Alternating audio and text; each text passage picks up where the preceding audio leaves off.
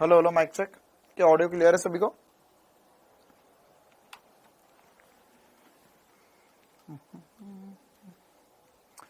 Hello hello hello hello hello, very good evening, very good evening, very good evening. कैसे सभी? क्या सभी का ऑडियो वीडियो क्लियर है?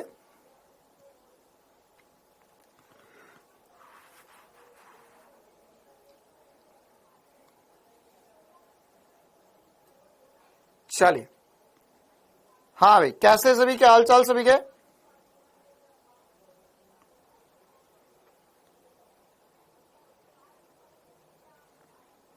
आज बायोलॉजी क्लास नहीं, हाँ आज शायद पार्सर की क्लास नहीं हुई थी। हाँ हाँ, आज बायो की क्लास नहीं हुई थी। अगर किसी को बायो क्लास नहीं मिली तो एकदम सही बात है ना। आज किसी कारणवश शायद पार्सर को कहीं बाहर जाना पड़ा है, तो बायो की क्लास नहीं हुई है। कल से हूँ, कल होगी, ऑब्वियस सी बात है ना। बाकी फिजिक्स की क्लास होगी, इसके अंदर केमिस्ट्री क्लास होगी अभी। हाँ भाई, very very very good evening. चलिए, नाम ले लो मेरा प्लीज बेटा। अब आपका मैंने कमेंट पढ़ा उतने में आपका नाम गायब हो चुका है।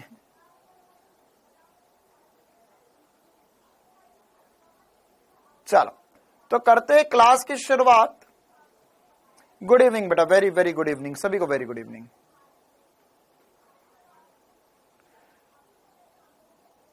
तो अब हम लेक्चर 2 का क्वेश्चन नंबर 12। ओ हो, लेक्चर 2 का क्वेश्चन नंबर 12 कौन सा है, एक बार मुझे देखना पड़ेगा ना।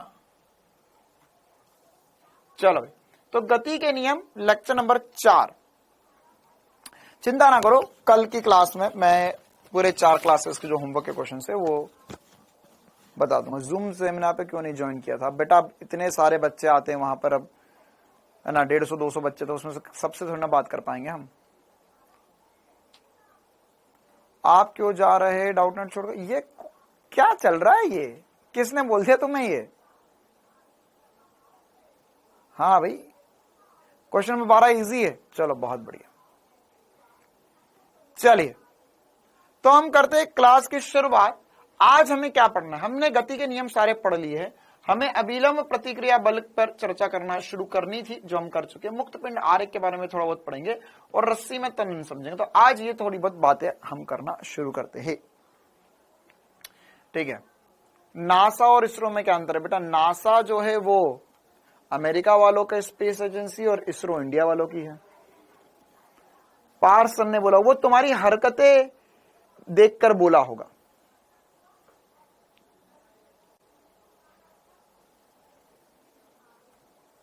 हमारा बेबी बढ़िया है बेटा, मस्त है। चलिए, तो हम करते हैं क्लास की शुरुआत, है ना। वो तुम्हारी हरकतें देखकर बोल दिया होगा कि भैया तुम ही समझो, अब हमसे ना हो पाए।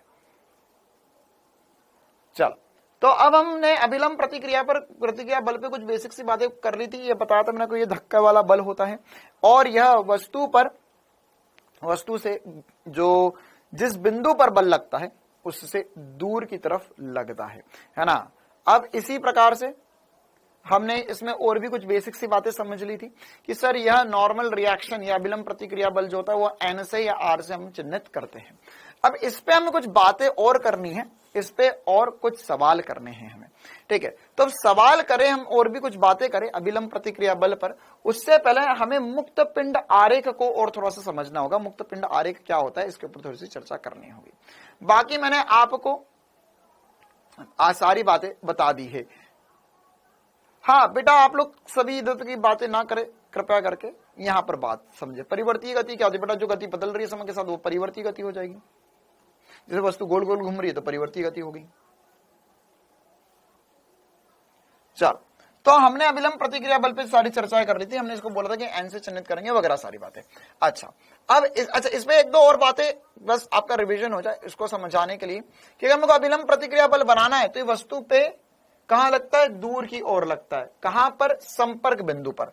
तो इस पे कुछ बातें मैंने आपको पिछली क्लास में जाते जाते बताई थी कि अगर मान के चलो यहां पर एक ब्लॉक रखा हुआ है हमारे पास, तो इस ब्लॉक पर अभिलंब प्रतिक्रिया बल कहां लग रहा है? पहली बात तो कितने अभिलंब प्रतिक्रिया बल लग रहे हैं इस ब्लॉक पर? बताओ ही, इस ब्लॉक पर कितने अभिलंब प्रतिक्रिया बल लग रहे हैं बेटा? अगर डाउनलोड वाली क्लासेस नहीं दिख रही तो आप अपनी ऐप की कैची क्लियर कीजिए एक बार या रीइंस्टॉल कीजिए ऐप को, और जब भी डाउनलोडेड क्लास भी चलाओ तो नेट ऑन रखो, नेट ऑन रखो। चलो भाई, तो यहां पर अगर हम देखें तो इसमें कितने अभिलंब प्रतिक्रिया बल थे, एक नीचे से था और एक सर साइड से लग रहा था, ठीक है, तो 2 अभिलंब प्रतिक्रिया बल होंगे। अच्छा, बेसिकली मैं आपको ये 2-3 एग्जांपल से ये सिखाना चाह रहा हूं या ये समझाना चाह रहा हूं कि अभिलंब प्रतिक्रिया बल की दिशा कहां पर कैसे होती है।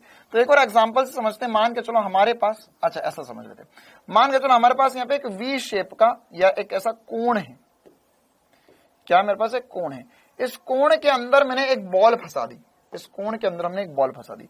बताएंगे इस पे कितने अभिलंब प्रतिक्रिया बल लग रहे हैं, इस पे कितने अभिलंब प्रतिक्रिया बल लग रहे हैं,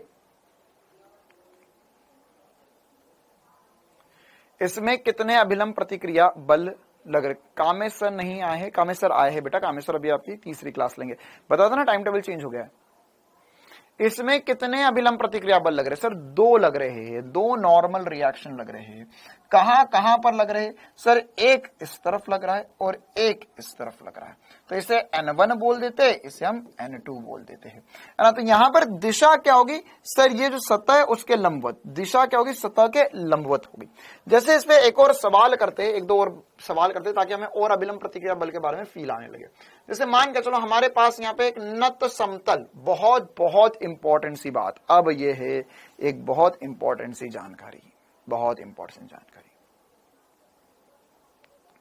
क्या कि अगर हम यहां पर यह एक नत समतल बना रहे, नत समतल बना रहे हैं और इसमें यह कोण थीटा है, तो ये क्या कहलाता है, ये कहलाता है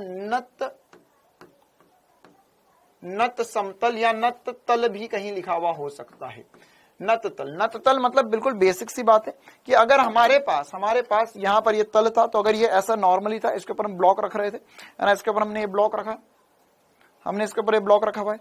अब अगर मैं इसे झुका दिया, मैंने इसे झुका दिया, तो ये क्या बन गया, ये नत समतल कहलाएगा।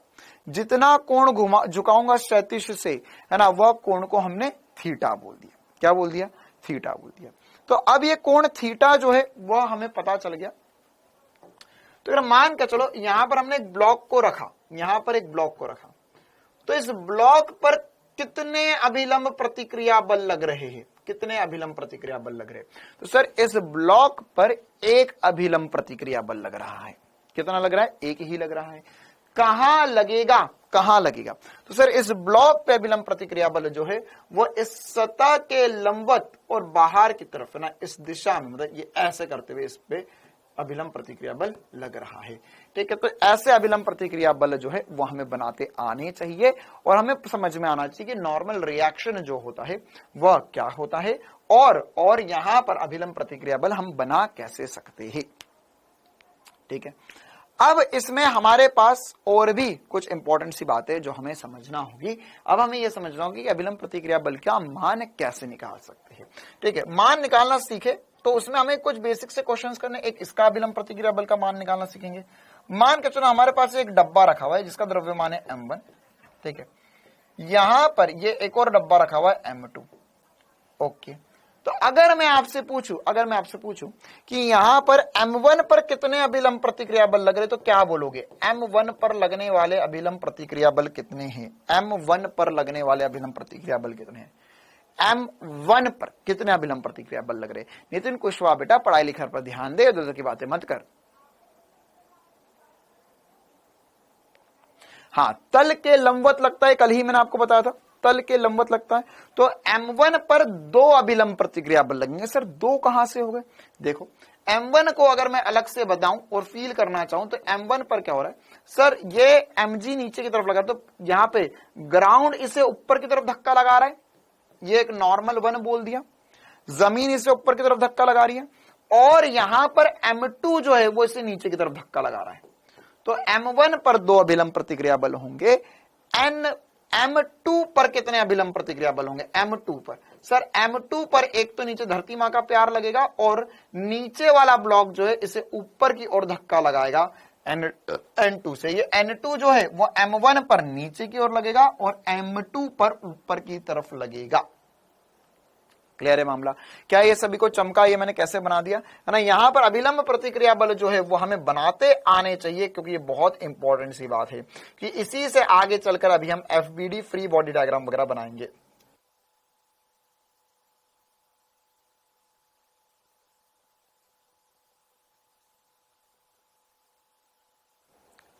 चलिए, हाँ भाई, तो अब हमें ये दो अभिलंब प्रतिक्रिया हमने बनाए, अब इसका करना क्या है यह सब कुछ हमें समझना होगा। ठीक है, हाँ, M2 पर रिपीट कर देते हैं। M2 पर क्या हो रहा है, देखो अभिलंब प्रतिक्रिया बल क्या है, जहां पर सतह है, सतह के लंबवत बल लगेगा। तो वहां पर M2 कौन सी सतह पर, देखो बस इतना देख लो, इतना देख लो, कितनी सतह है, कितनी सतह है, कितनी संपर्क सतह है। तो सर M2 के लिए अगर हम देखें तो एक ही संपर्क सतह है जो M1 पर है, तो M1 इसे ऊपर की तरफ धक्का लगा रहा है। अच्छा, M2 पर कितनी संपर्क सतह है, एक ही संपर्क सतह है सर, ये रही जो M1 के द्वारा है, ये ऊपर धक्का लगाया M1 इस पे। अच्छा, M1 पर कितनी संपर्क सतह सर, M1 पर एक ये रही और एक नीचे से भी है, तो इसलिए M1 पर दो अभिलंब प्रतिक्रिया बल लगे। ठीक है, चलिए, तो यहां पर आगे बढ़ते हैं। हमें अभिलंब प्रतिक्रिया बल बनाते आगे, लेकिन अब इसकी वैल्यू कैसे निकालेंगे। तो वैल्यू निकालने के लिए हमें फ्री बॉडी डायग्राम या मुक्त पिंड आरेख समझना होगा। मुक्त पिंड आरेख या अंग्रेजी में कहते हैं फ्री बॉडी डायग्राम, या इसे हम कह सकते हैं FBD। ठीक है, फ्री बॉडी डायग्राम या मुक्त पिंड आरेख क्या होता है, अब हमें यह समझना होगा।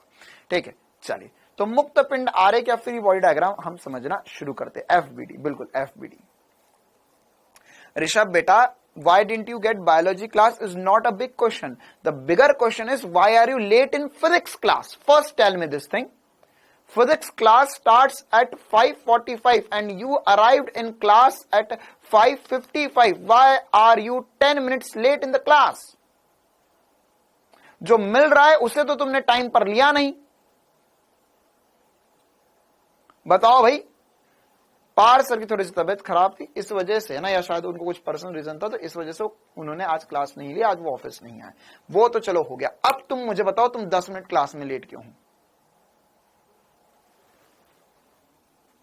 चलो, हाँ भाई, फ्री बॉडी डायग्राम मुक्त पिंड आरेख क्या होता है यह अब हमें समझना होगा। मुक्त पिंड आरेख क्या है ना, मुक्त पिंड आरेख क्या होता है कि अगर हमारे पास कोई भी एक वस्तु बनाए, देखिए हम, है ना, जैसे ये वाली वस्तु M1 है, M2 है, या ये वस्तु है, तो इनको अगर हमने सॉल्व करना है, हमें सॉल्व करना है, मतलब कि अगर हमें पता करना है कि इसमें नेट बल कितना लग रहा है, कौन सी दिशा में लग रहा है। अगर मान के चलो कि इसमें यहां पर ये जो बल है, ये तो एक ही बल लग रहा है, एक ही बल लग रहा है, मतलब कि इसमें तो एक ही है, mg भी लगाएंगे तो दो बल हो जाएंगे, लेकिन वहां पर हमें किस दिशा में बल लग रहा है, तो वो बल का परिमाण कैसा है, या अगर ये तो सब स्टेशनरी था, लेकिन अगर ये गति कर रहा है तो गति करेगा, तो अगर मान के चलो जैसे मैं इसको छोड़ दिया तो नीचे फिसल जाएगा, तो इसका त्वरण क्या होगा, ये पता करना है हमें। ठीक है, तो इसका त्वरण क्या होगा, कैसे पता करेंगे, उस सब के लिए हमें एक बहुत इंपॉर्टेंट सी बात हम समझ रहे हैं, फ्री बॉडी डायग्राम मुक्त पिंड आरेख। ठीक है, लेकिन चिंता ना करो, देखो इसके बगैर फिजिक्स में आगे चीजें नहीं बनेगी, लेकिन चिंता ना करो, मैं तुम्हें इसका एक ऐसा जुगाड़, एक ऐसा SP स्टार बता दूंगा कि तुम बिना फ्री बॉडी डायग्राम बनाए भी क्वेश्चंस कर ले जाओगे, लेकिन फिर भी होता क्या ये हमें समझना चाहिए।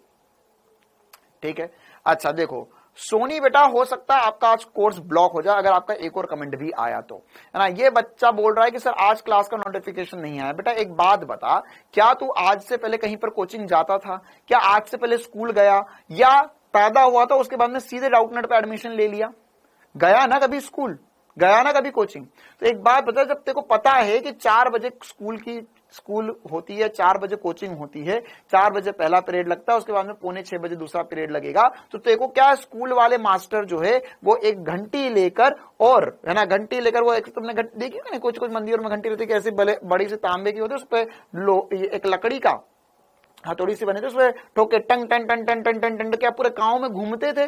क्या तेरे घर के बाहर आते थे कि टंग टंग टंग टंग, चल बेटा चल चल चल चल, क्लास हो गई क्लास हो गई, चलो चलो चलो चलो चलो चलो चलो चलो चलो चलो चलो, आ जाओ आ जाओ आ जाओ आ जाओ, चलो चलो चलो चलो, पढ़ेंगे पढ़ेंगे पढ़ेंगे पढ़ेंगे पढ़ेंगे पढ़ेंगे पढ़ेंगे, चलो चलो चलो चलो चलो। ऐसा होता था क्या जिंदगी में? नहीं ना। तो फिर नोटिफिकेशन का क्या करेगा? जब पता है रोज क्लास का टाइम यही है तो आ जाओ भी गैप में पढ़ लो। चलो देखो देखो, मेरे से ना दो फालतू की बातें मत करो, बहानेबाजी मेरे सामने मत करा करो, है ना, क्योंकि जितने बहानेबाजी मेरे दिमाग में चल सकती है ना, उतने तो तुम कभी सोच भी नहीं सकते हो। देखो तो ये तुम्हारी जो छोटी छोटी सी ना चूजों जैसी हरकतें, सर क्लास का नोटिफिकेशन नहीं आया इसलिए लेट हो गया मैं। तो फ्री बॉडी डायग्राम मुक्त पिंड आरेख क्या होता है? इसमें हम क्या करते हैं, इसमें हमारे पास कुछ स्टेप्स होती है इसको बनाने की। अब क्यों बनाना है वो तो तुम्हें समझ में आ गया कि इसलिए बनाना है सर ताकि हम इस पे नेट फोर्स या इसकी गति को हम आसानी से समझ पाए। अच्छा, तो अब सबसे पहले हमें इसमें क्या बताना होगा, क्या बताना होगा? तो स्टेप 1 होता है, इसमें स्टेप 1 ही होता है कि आप एक जो भी ब्लॉक का फ्री बॉडी डायग्राम बनाना है, क्यों बनाना है, कैसे बनाना है, उसके ऊपर और भी चर्चा होंगी। जब बनाने लगेंगे तो अच्छे से समझ में आ जाएगा। ठीक है, क्या कि अगर हमारे पास एक ब्लॉक है तो उस ब्लॉक पे सभी बलों को बना लीजिए। क्या करना होगा? ब्लॉक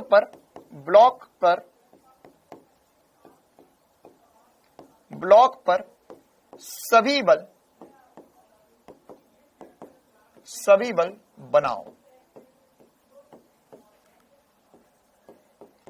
अब आपने सभी बल बना लिए, जैसे इस पे एक एफबीडी हम बनाते हुए चलेंगे साथ साथ में, जैसे M2 और M1 का एफबीडी हम बनाते हुए चलते हैं। ठीक है, तो क्या होगा कि M1 और M2 में, M1 पर हमारे पास अगर एक ब्लॉक है तो इस ब्लॉक में N1 और N2 दो बल लग रहे हैं। तो ये दोनों बलों को हमने बना दिया, अच्छा, अब इसके बाद में स्टेप नंबर 2 को क्या करना है? स्टेप नंबर 2 में करना है हमें कि ये जो ब्लॉक पर हमने बल बनाए हैं, इन सभी ब्लॉक के बलों को एक मूल बिंदु से गुजारना है। क्या करना है? मूल बिंदु से गुजारना है। तो सभी बलों को, इसके लिए हम क्या मानेंगे? हम इस ब्लॉक को एक बिंदु वस्तु मान लेंगे। क्या मान लेंगे? इस ब्लॉक का पूरा द्रव्यमान जो है वो एक बिंदु पर आ गया है। तो ब्लॉक को बिंदु वस्तु मानते हुए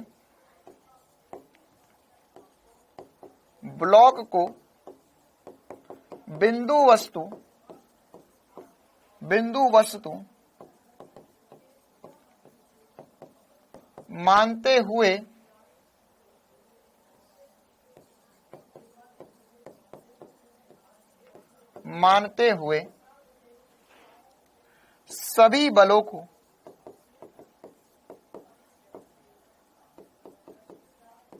बनाओ। ठीक है, स्टेप नंबर 3 में इसके x और y में परिमाणी बल निकाल के आगे सॉल्व करो। स्टेप नंबर 3 ही स्टेप लिखेंगे, x और y में, x दिशा और y दिशा में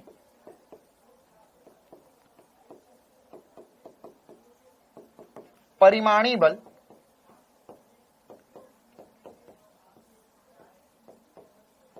निकाल लो। क्या करना है? परिमाणी बल निकालना है।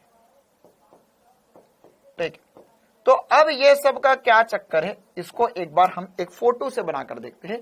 वैसे इसमें स्टेप नंबर 4 भी हो सकता है, कि अगर हमारे पास, है ना, जैसे इसमें और क्या आगे हो सकता है कि यदि वस्तु, है ना, इसमें स्टेप नंबर 4 क्या हो सकता है कि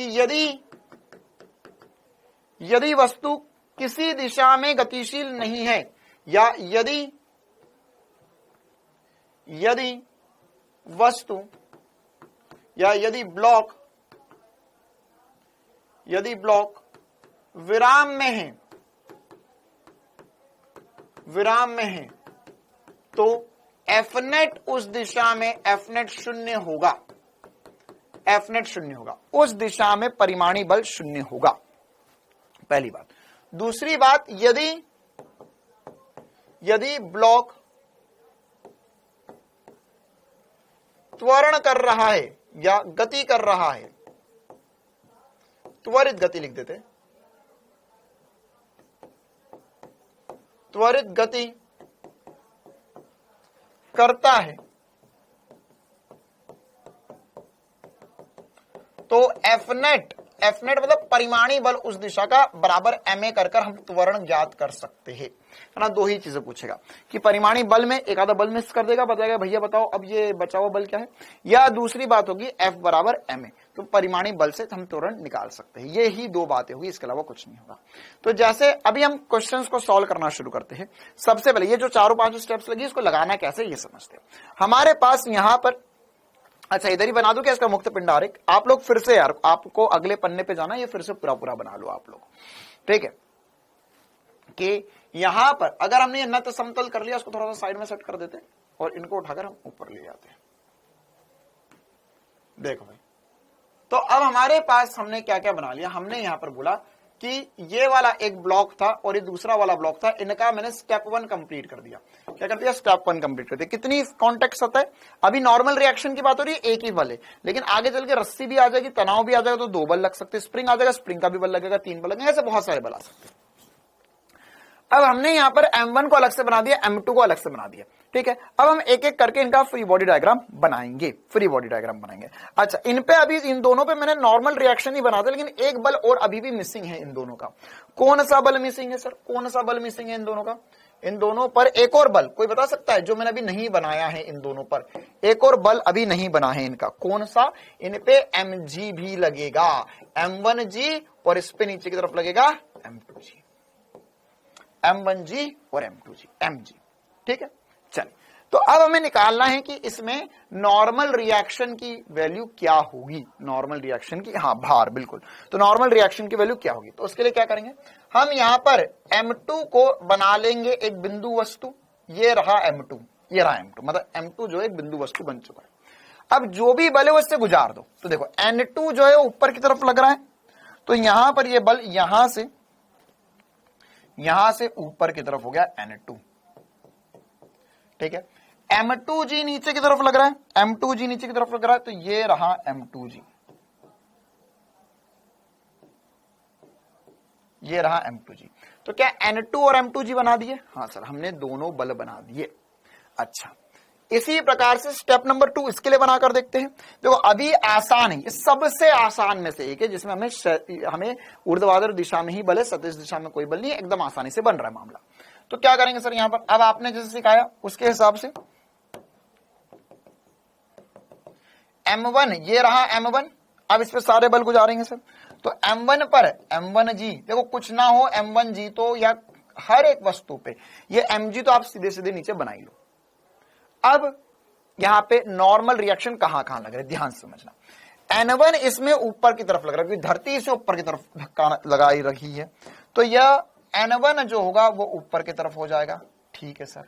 n2, सर n2 इस पे नीचे की तरफ लग रहा है, क्योंकि n2 कौन लगा रहा है सर? n2 ऊपर वाला ब्लॉक लगा रहा है, तो ऊपर वाला ब्लॉक नीचे की तरफ धक्का लगाएगा, इसलिए n2 नीचे आएगा।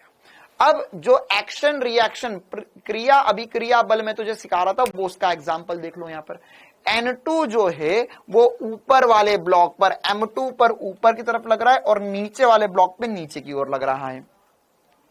क्या ये क्रिया अभिक्रिया बल है? बिल्कुल सर, क्रिया अभिक्रिया बल है। क्यों? क्योंकि यहां पर क्रिया अभिक्रिया बल है। क्यों? क्योंकि यहां पर क्या हो रहा है, यहां पर इस सतह पर ये अगर इस पे बल लगाया तो ये भी इस पे बल लगाएगा, तो क्रिया अभिक्रिया बल हो गए। बिल्कुल सर। दोनों विपरीत दिशा में है। बिल्कुल सर। ये n2 इस पे ऊपर है, इस पे नीचे है। क्या दोनों अलग अलग वस्तुओं पे लग रहे? बिल्कुल सर, दोनों अलग अलग वस्तुओं पे लग रहे। m2 पर n2 लग रहा है और m1 पर भी n2 लग रहा है, लेकिन एक ऊपर है एक नीचे। क्रिया अभिक्रिया दोनों अलग अलग वस्तुओं पे लग रहे हैं। क्लियर है मामला? अब स्टेप नंबर 3, ये फर्स्ट स्टेप हो गई, ये सेकंड स्टेप हो गई, ये थर्ड स्टेप हो गई, ठीक है। अब थर्ड स्टेप में क्या करना है, एक्स और वाई दिशा में परिमाणी बल निकालना है। एक्स और वाई दिशा में परिमाणी बल। अब इसमें निकालने की जरूरत ही नहीं सर, ये तो अनंगी आंखों से दिख रहा है कि यही एक्स में है, ये सारे वाई में एक्स में, क्या करे सर, निकला हुआ ये तो ऑलरेडी, तो उसमें स्टेप नंबर 3 लगाने की जरूरत नहीं है। हमें एक्स दिशा में वाई दिशा में बल साफ दिख रहा है। क्या सर, वाई दिशा में बल होगा, वाई दिशा में बल होगा नीचे की तरफ m2, ऊपर की तरफ n2 है, नीचे की तरफ m2g है, ये हो गया। इसमें वाई दिशा में बल क्या हो जाएगा सर, इसमें वाई दिशा में बल हो जाएगा, इसमें हो जाएगा n1 minus n2 minus m1g। Clear है मामला, आ गया समझ में? ठीक है, क्या हो गया, यहां पर हमने x और y दिशा में बल निकाल दिए दोनों के, ये दोनों के बीच में चाहता है कि लाइन से खींच लो। अच्छा सर, अब क्या करना था, स्टेप नंबर 4 में हमें देखना है कि अगर वो विराम में, हाँ सर ये वाई दिशा में विराम में, ऐसे उड़ थोड़े ऐसा ब्लॉक रहे, और ये ब्लॉक पे ब्लॉक रहे, उड़ी बाबा उड़ी बाबा उड़ी बाबा उड़ी बाबा उड़ी बाबा उड़ी बाबा। अबे उड़ थोड़ी ना गया ये ब्लॉक पे ब्लॉक, नहीं सर नहीं उड़ा, मतलब वाई दिशा में परिमाणी बल शून्य है। इसमें वाई दिशा में परिमाणी बल शून्य, मतलब ये जो बल है वो तो 0 के बराबर होना चाहिए। तो अगर यहां पर ये बल 0 के बराबर है, इसको और थोड़ा सा ऊपर ले जाते हैं हम, ये बल 0 के बराबर है, तो इसका मतलब क्या हुआ सर, इसका मतलब क्या हुआ, इसका मतलब ये हो गया, अगर ये बल 0 के बराबर है तो इसका मतलब ये हो गया यहां पर कि मैं ऐसा बोल सकता हूं कि ये स्टेप नंबर 4 में ये 0 है, और ये 0 बराबर होगा n2 माइनस m2g, या यहां से n2 की वैल्यू जो आ जाएगी, n2 की वैल्यू आ जाएगी m2g के बराबर। ठीक है, अच्छा अगर सर ये यहां पर गति कर रहे होते तो क्या हो जाता, गति कर रहे होते तो हम देख लेते भैया त्वरण किस दिशा में। अब तो हम इसमें एफ नेट 0 नहीं करते, एम ए के बराबर कर देते, वहां से तुरंत निकल जाता। इस दिशा में क्या हो रहा है सर, यहां पर हो रहा है 0 बराबर n1 minus n2 minus m1g। अच्छा, भगवान की असीम कृपा से तुम्हारे पास n2 की वैल्यू आ चुकी है, किसकी वैल्यू आ चुकी है, n2 की वैल्यू। तो अब n1 की वैल्यू बची है हमारे पास, तो कैसे आ जाएगी सर, देखो ये कृपा तो हम भी बरसा सकते हैं, यहां पर n1 है, ये पूरा पद उठा के इधर लिया, तो हो जाएगा n2 माइनस का प्लस हो जाएगा m1g बराबर होगा n2 के, बराबर होगा n1 के। क्या किया मैंने, n2 को भी इधर लिया है, m1g को भी इधर लिया। अब n2 की वैल्यू उठाकर मैं यहां पर रख दूं तो मेरे पास n1 की वैल्यू आ जाएगी। बोल मेरे प्यारे, हाँ यहां किसकी वैल्यू आ जाएगी, n1 की वैल्यू आ जाएगी। तो अगर n1 की वैल्यू आ जाएगी, यहां पर n1 की वैल्यू आ जाएगी, तो मैं इसको और सोल्व कर एक लाइन की और जगह चुरा लेता हूं इसमें से मैं, तो यहां से, हाँ एक लाइन और लिख सकते हैं हम, यहां से हम क्या लिख पाएंगे सर, हम यहां से लिख देंगे, ये n2 की वैल्यू जैसे ही उठाकर रखेंगे तो ये बन जाएगा, क्या बन जाएगा, ये बन जाएगा m2g प्लस m1g बराबर होगा n1 के। ये आ गया आंसर। क्लियर है मामला? तो हमने यहां पर मजेदार तरीके से n1 और n2 नॉर्मल या अभिलंब प्रतिक्रिया बल थे, उनका परिमाण निकाल लिया, उनकी वैल्यू निकाल ली। क्या ये सभी को क्लियर है? क्या ये सभी को समझ में आया? क्या सभी को इसमें छोटी सी बात में मजा आया? अगर हाँ तो अब इस प्रकार से और भी क्वेश्चन आएंगे तो हम बड़ी आसानी से सेट कर सकते हैं। क्लियर है मामला? तो क्या करना होगा, यहां पर हाँ जी कॉमन ले सकते हैं, बिल्कुल सही बात दीप्ति बिटिया, तो ये जी भी कॉमन ले सकते हैं, लेकिन हमने बस इतना करना कि वाई दिशा में हमें क्या क्या बल लग रहे वो बनाए और सॉल्व कर लिया। अब जरूरी नहीं है हम हमेशा एफबीडी ही बनाए, ये पहली बार था इसलिए मैंने आपको पूरे स्टेप्स भी बताए, आपको मैंने पूरा सॉल्व भी करवाया। बाकी अब हमारे पास है जुगाड़। अच्छा चलो एफबीडी पे एक और सवाल कर लेते ताकि हमको ऐसा ना लगे कि अरे सर हम तो ऐसे ही हवा में उड़ रहे हैं, है ना। एक और सवाल कर लेते, एक और क्वेश्चन कर लेते, क्या? अच्छा, अब ये जो क्वेश्चन करवा रहे हूं मैं बहुत ज्यादा इंपॉर्टेंट है रे बाबा, इसका आंसर भी याद रख सकते हो आप, तो मुझे कोई दिक्कत वाली बात नहीं है कि ये आदि अनादि काल तक आपको काम आता रहेगा। क्या? ये रहा सवाल। मान के चलो मेरे पास एक नत समतल है, इस नत समतल पर कोण जो है वो थीटा कोण है, यहाँ पर कितना कोण है, थीटा कोण है। अब इसके ऊपर रख दिया है एक ब्लॉक, क्या रख दिया जाए, एक ब्लॉक रख दिया जाए यहाँ पर, ठीक है। अब हमें इसमें चिंता न करो, ऐसे बहुत सारे सवाल होंगे, अभी बहुत सारे सवाल होंगे। तो यहां पर हमें इसमें अभिलंब प्रतिक्रिया बल बताना है इसका, जैसे अभी आपने जो सॉल्व किया ना उसी का रूप मतलब अभी आपने अभिलंब प्रतिक्रिया बल बताया था, एक लग रहा है सर, लेकिन उसका परिमाण कितना है वो पता करना है। तो यहां पे अभिलंब प्रतिक्रिया बल कहां लग रहा है, कहां लग रहा है ये बताओ, यहां अभिलंब प्रतिक्रिया बल कहां लग रहा है। तो सर ये आपने सिखाया हमको कि ब्लॉक को अलग से बना लो स्टेप नंबर 1 में। हाँ, स्टेप नंबर 1 ब्लॉक अलग से बना लिया, बिल्कुल बहुत ही बढ़िया, इंटेलिजेंट हो चुके हो आप। तो इसमें बल बनाओ सारे। तो सर एक अभिलंब प्रतिक्रिया बल सतह के लंबवत ऊपर की तरफ लगेगा, जिसे हम नॉर्मल बोल सकते हैं, और इसमें सर mg नीचे की तरफ लगेगा। सर मेरे तो पूरे तोते उड़ चुके हैं, ये क्या बना दिया आपने। अभिलंब प्रतिक्रिया बल तो ऐसा लगेगा और mg नीचे लगेगा। क्या दो ही बल लगेंगे, क्या दोनों बल हमने बना दिए? बिल्कुल सर, घबराने का नहीं रे बाबा, हम तेरे साथ है। अच्छा अब क्या करना है, अब हम ये आपने सिखाया कि इसमें हमें इसको बनाना है बिंदु वस्तु। ओके, और इससे बिंदु वस्तु बनाते हुए सारे बल गुजार देने हैं। Very good. तो सर एक बल नीचे की तरफ m द्रव्यमान है, तो mg नीचे लग रहा है। अच्छा, कल एक बहुत भयंकर वाला डाउट एक बच्ची ने पूछ लिया था कि सर m जो है वो कैपिटल ले रहे हो स्मॉल ले रहे हो। ये बिल्कुल ही बकवास बात है ना। m स्मॉल ले कैपिटल ले उससे कोई फर्क नहीं पड़ता। m होता है द्रव्यमान के लिए, m बोल रहे मास के लिए। अच्छा सर वो n कहां जा रहा है? n अभिलंब प्रतिक्रिया बल जो है, ये देखो ये ना तो समतल था, इसके लंबवत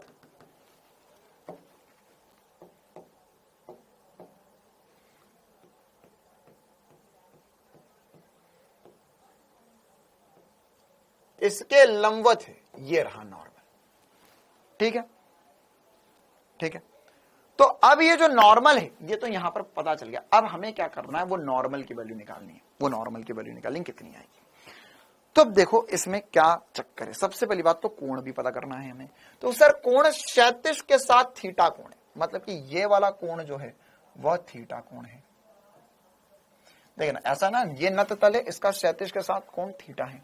ठीक है, या मैं बोल सकता हूं कि सर यहां पर ये 90 माइनस थीटा होगा और ये वाला कोण भी थीटा हो जाएगा।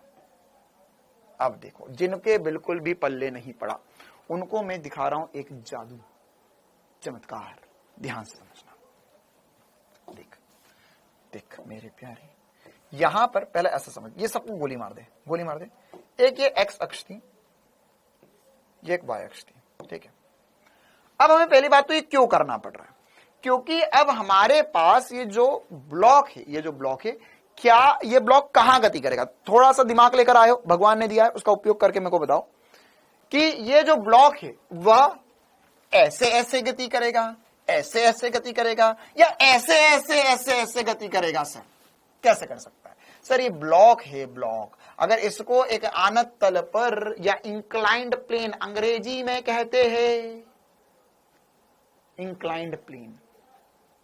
ठीक है, तो यहां पर ये ऐसे ऐसे गति करेगा। सर ऐसे ऐसे इंक्लाइंड प्लेन पर गति कर सकता है, ये ऐसे ऐसे और ऐसे ऐसे गति नहीं कर सकता। तो इससे पहले वाला जो ब्लॉक था, इससे पहले वाला जो मेरा ब्लॉक था, ये ब्लॉक जो है, अगर मैं इसको बोलूं भाई चल तू, तो ये चलेगा तो जमीन पे ऐसे ऐसे चलेगा। अगर मान के चल गलती से मैंने इसे उठा लिया तो ये ऐसे ऐसे उठ सकता है। क्या ये टेढ़ा टेढ़ा भाग सकता है? नहीं सर, ये टेढ़ा टेढ़ा तो कैसे ही भाग लेगा, टेढ़ा टेढ़ा तो कैसे ही भाग लेगा, ये सीधा सीधा भाग सकता है। इसलिए मैंने यहां पे एक्स अक्ष वाई अक्ष ऐसे कैसे रखे, बिना किसी समस्या के। लेकिन ये क्या, ये सर ये टेढ़ा टेढ़ा भागेगा, ये ऐसा ऐसा भागेगा। तो इसलिए मैं यहां पर जब भी एक्स अक्ष और वाई अक्ष ले रहा हूं तो मेरे लिए एक्स अक्ष ये रहा था, वाई अक्ष ये रहा था। अब ये मेरे किसी काम के नहीं है। मैं परिमाणी बल ये एक्स अक्ष और वाई अक्ष के अनुदिश निकाल ही नहीं सकता हूं। ये एक्स अक्ष और वाई अक्ष के अनुदिश परिमाणी बल में निकाल ही नहीं सकता हूं। क्यों? अबे क्या करूंगा मैं इनसे निकालकर, अजीब आदमी हूं। क्योंकि ये ऐसे ऐसे और ऐसे ऐसे तो भाग नहीं रहा है। सर ये कैसे भाग रहा है? सर ये ऐसे ऐसे भाग रहा है, ऐसे ऐसे भाग रहा है। तो इसलिए क्या करूंगा, मैं मेरे अक्ष को घुमा लूंगा, ये अक्ष को घुमा लूंगा। ठीक है, अब ध्यान समझना, अब ध्यान समझना। ये एक्स अक्ष है, वाई अक्ष, ये एक दूसरे के लंबवत होंगे हमेशा। अगर मान के चल एक एक बात अगर तूने मेरी बस ध्यान से सुन ली तो चुटकी में सारे एंगल क्लियर है। जिंदगी में कभी याद नहीं रखना पड़ेंगे एंगल, है ना। क्या ध्यान समझना, ये एक्स अक्ष है, ये वाई अक्ष है। अगर मैंने, ये दोनों तो एक दूसरे के लंबवत रहेंगे हमेशा, है ना। अगर मैंने इसको थीटा घुमाया, इसको थीटा घुमा दिया, तो क्या ये थीटा घूमेगा? तो इसको भी थीटा घूमना चाहिए, बोल हाँ है ना। अरे ये दोनों तो एक दूसरे के साथ ही है ना। तो अगर ये ऐसा घुमा तो दोनों ही घूमेंगे, ऐसे करेंगे। ऐसे करेंगे। तो अगर सर यहां पर मैंने इनको घुमाया तो अगर ये घूमे तो सर ये घूमे थीटा, ये थीटा घूमे, तो क्या मैं ऐसा बोल सकता हूं ये पहले ऐसे थे, तो अगर ये यहां से थीटा घूमे तो सर या इधर की तरफ भी घुमा सकते, दोनों तरफ घुमा सकते, नहीं ये यहां पे थे। सर एक काम करते, इसको रखे रहने देते हम और इसका एक पहले भाई बना लेते हैं। हाँ, इसका पहले एक भाई बना लेते हैं। अब इसके भाई को घुमाते हैं, अरे ये भाई, हाँ इसका भाई अलग करो। हाँ अब 2 हो गए, अब 2 हो चुके हैं, ठीक है। अब घुमाते देख, हाँ तो अगर ये घुमा रहा हूं मैं, घुमा रहा हूं, ये थोड़ा सा ठीक से नहीं घूम रहा। अब एक कितने हो गए ये,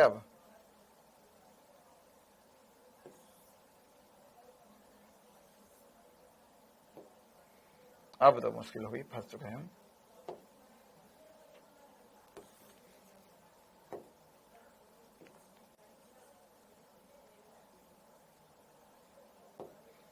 अब सही बनेगा, देखो ये घुमाया हमने, तो अगर ये मैंने घुमाया और ये घुमाते घुमाते अगर मैं इधर ले आया, ठीक है, तो अगर मैंने इसे घुमा लिया है थीटा एंगल पर, कलर भी बदल दिया हमने, मतलब क्या हुआ इसका भाई 3 भाई हो गए थे ना, तो इसको भगाना पड़ा। तो अब क्या हुआ, तो देखो सर अगर आपने इसको उधर घुमाया या इधर घुमाया, बात बराबर ही है। तो अगर आपने इसे घुमाया थीटा एंगल, तो थीटा एंगल घुमाया तो ये भी थीटा घुमा, ये भी थीटा घुमा, ये भी थीटा घुमा और ये एंगल भी थीटा होगा। क्या ये मैंने सही बनाया? सर हर एक एंगल छोड़ के थीटा थीटा थीटा होगा, क्योंकि ये यहां पर थे, ये यहां थे, ये ऐसे हो गया। तो ये यहां पर देखो दोनों तरफ घूम सकता है, इधर भी घूम सकता है, इधर भी घूम सकता है। तो अभी हमने इधर घुमा दिया, तो यहां ये एंगल थीटा होगा, तो ये वाला एंगल थीटा होगा, मतलब हर एक एंगल छोड़ के दूसरा एंगल थीटा होगा। 37 के साथ कौन थीटा है, एक एंगल छोड़ के ये कौन थीटा होगा, ये वाला एंगल छोड़ के ये वाला कौन थीटा होगा, ये वाला एंगल छोड़ के ये वाला कौन थीटा होगा, सारे एक एक छोड़ के एंगल थीटा होंगे। वैसे इतने सारे की जरूरत नहीं है, लेकिन फिर भी मैंने बता दिए। और बाकी जो बचे हुए वो 90 माइनस थीटा होंगे, मतलब अगर ये 30-30 डिग्री तो बच्चे 60-60 डिग्री होंगे। क्यों सर ऐसे कैसी बात कर रहा तू, देख यहां पर ये दोनों एक दूसरे के लंबवत है, तो अगर ये कोण थीटा है तो ये जो बचा हुआ एंगल होगा ये कितना हो जाएगा, 90 माइनस थीटा। जिनको भी एंगल का फील आ चुका है एक बार पहले जोर से कमेंट्स में लगा दो आग।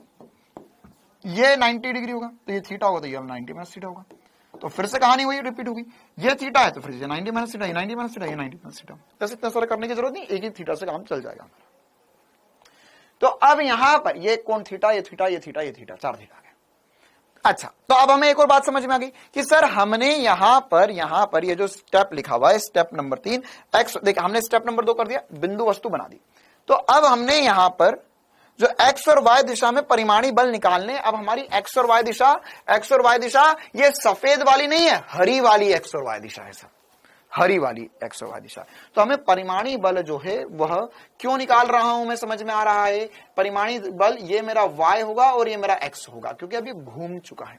तो इस दिशा में मेरे को परिमाणी निकालना है। तो मैं क्या कर सकता हूं सर, देखो नॉर्मल रिएक्शन तो y दिशा में ही है, इसका तो कोई दिक्कत ही नहीं है।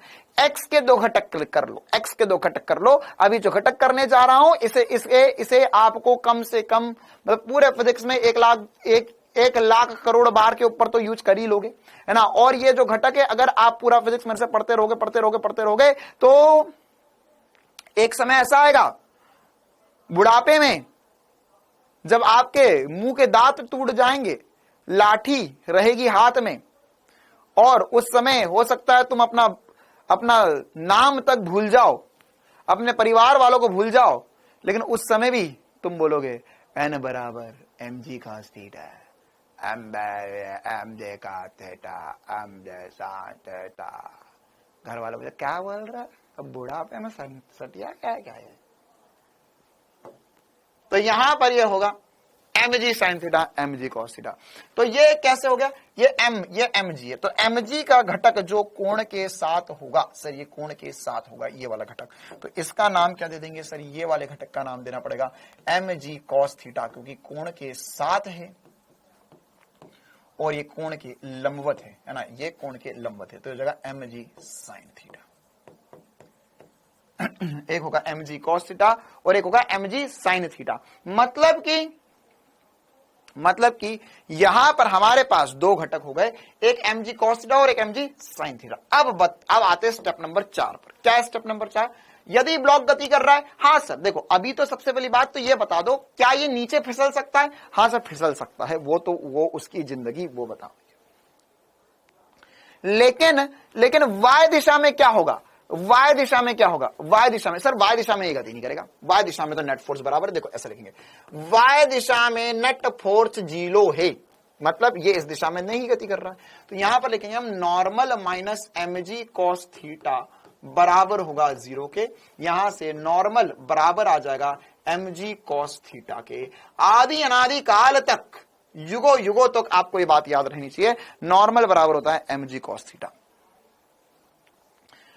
ना, नॉर्मल बराबर होता है mg cos थीटा। अब यहां पर अगर हमारे पास ये नॉर्मल बराबर mg cos थीटा आ चुका है, अब x दिशा में क्या होगा? x दिशा में, अच्छा सर अब x दिशा में परिमाणी बल 0 नहीं है। अरे मेरे प्यारे ये बता, क्या ये ऐसा फिसल के नीचे गिरेगा? हाँ सर फिसल के नीचे गिरेगा। तो अगर x दिशा में यह नीचे फिसल जाएगा, नीचे फिसल जाएगा तो गति कर गया, तो गति कर गया मतलब त्वरित गति कराए, त्वरित गति कराए मतलब कि नेट बल 0 नहीं होगा। तो अब पहली बार आया है हमारे पास जिंदगी में F बराबर ma लिख देंगे हम इसे, x दिशा में F बराबर ma लिख देंगे। आई बात समझ में? तो एक्चुअल में वह बल जो इसे नीचे गति करवा रहा है वो हो जाएगा mg sin थीटा। x दिशा में एक ही बल लग रहा है mg sin थीटा। मुझे कैसे पता चला ये त्वरित गति कर रहा है? क्योंकि x दिशा में कोई बल ही नहीं ना, देख मेरे भाई ये तो फिसल जाएगा नीचे। हाँ अभी हमने घर्षण नहीं लिया है, घर्षण होगा तो रुक सकता है वैसे। जैसे यहां पर देखो ये ब्लॉक है ना, इसको मैंने ऐसा करा, ये नहीं गिरा, ये नहीं गिर रहा है। क्यों नहीं गिर रहा है? ये तो फिसल जाना चाहिए था, क्योंकि यहां पे घर्षण है ना। और करूंगा तो गिर जाएगा, पानी गिर गया। ये और करूंगा तो गिर गया, ठीक है। क्यों? क्योंकि वहां पर अब घर्षण उसे नहीं रोक पा रहा। ये घर्षण में हम पूरा डिटेल में पढ़ेंगे। चलो तो अभी तो मान के चलो घर्षण नहीं है, नीचे रखा फिसल गया फिसल पट्टी पे। तो यहां पर mg sin थीटा बराबर होगा ma के, m से m कट गया, तो ये जो g sin थीटा होगा वो बराबर होगा त्वरण के, वो बराबर होगा त्वरण के। मतलब आज से जिंदगी में आपको कभी भी कोई भी बच्चा फिसल पट्टी पे फिसलता हुआ दिखाई दे तो उसको बोलना कोई बात नहीं, तेरी गलती नहीं है, mg sin थीटा की वजह से फिसल रहा है। किसकी वजह से फिसल रहा है? mg sin थीटा की वजह से फिसल रहा है। किसकी वजह से फिसल रहा है? mg sin थीटा की वजह से फिसल रहा है। क्लियर है मामला? और जिसका जो त्वरण होगा वो जो g sin थीटा आ जाएगा। कितना आएगा? g sin थीटा आ जाएगा। या अगर कोई ब्लॉक भी, अगर मान के चलो कि फिसलने वाली जगह थी और वहां पे कोई ब्लॉक रखा हुआ, तो इसकी वजह ब्लॉक रखा हुआ फिसल गया नीचे, किसकी वजह से फिसला? mg sin थीटा की वजह से, mg sin थीटा की वजह से। चल तो ये कंसेप्ट आपको बढ़िया बहुत जोरों से चमक गया सर। अब हमारे पास एक और मजेदार बात, किस तरह का, मान के चलो मेरे को नहीं करना भैया, मेरे को नहीं करना, ये एफबीडी सर बहुत मुश्किल हो रही है, इसमें 4-4 5-5 स्टेप लग रही है, तो क्या इसका कुछ जुगाड़ है? क्या इसका कुछ जुगाड़ है? तो यहां पर हमने इसके लिए एक सेटिंग जमाई और इसको थोड़ा सा कॉमन सेंस से सोचा और सोच कर हमें पता चला कि देखो यार, मान के चलो ये एक ब्लॉक था। देखो अब एक लाइन में जिंदगी का मजा दिलाने जा रहा हूं मैं तुम्हें, ध्यान से समझना। मान के चलो यार यहां पे एक ब्लॉक था, ओके, इसका द्रव्यमान m1 था, ओके सर। एक और ब्लॉक था, इसका द्रव्यमान था m2, ओके सर। अच्छा, अगर मैं तुझसे पूछूं कि अभिलंब प्रतिक्रिया बल क्या करता है, बताओ भाई, अभिलंब प्रतिक्रिया बल क्या करता है? अभिलंब प्रतिक्रिया बल क्या करता है?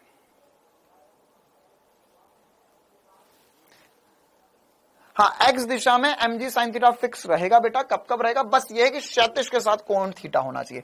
कभी तुम्हें मूर्ख बनाने के लिए ऊर्ध्वाधर के साथ कोण थीटा देती है तो याद रखना क्षैतिज के साथ निकालो और फिर उसके बाद में कहानी करना। वैसे 99.99% जगहों पे हमें क्षैतिज के साथ ही कोण देगा, नीट वाला भी क्षैतिज के साथ देगा, लेकिन कभी कभी मामला गड़बड़ हो सकता है। चलो बताओ भाई, एक m1 है एक m2 है, तो क्या करता है? हाँ सर, पुश करता है, पुश करता है, धक्का लगाता है। अच्छा, अब एक बात बता, है ना, ये सब कुछ छोड़ दे, ये सब गलत है यार, ये कुछ नहीं है फिजिक्स, छोड़ दे ये सब कुछ। एक इतनी सी बात बता कि अगर तुमको किसी चीज को उठाकर रखना है ना, तो उसको तुम्हें धक्का लगाना पड़ेगा, ऊपर की तरफ लगाना पड़ेगा। जैसे अगर मान के चल ये एक कुर्सी है, ये एक कुर्सी है, इस कुर्सी को मुझे उठाकर रखना है, तो मुझे कहां धक्का लगाना पड़ रहा है? अरे जल्दी बोल, बहुत भारी कुर्सी है, कहां धक्का लगाना पड़ रहा है? सर आपने अपने हाथों से ऊपर की तरफ धक्का लगाया हुआ है, या मैं अगर इसको नीचे से पकड़ लूं, यहां से पकड़ लूं, तो कहां धक्का लगाया? ऊपर की तरफ धक्का लगाया, ऊपर की तरफ धक्का। मुझे कितना धक्का लगाना है इसमें?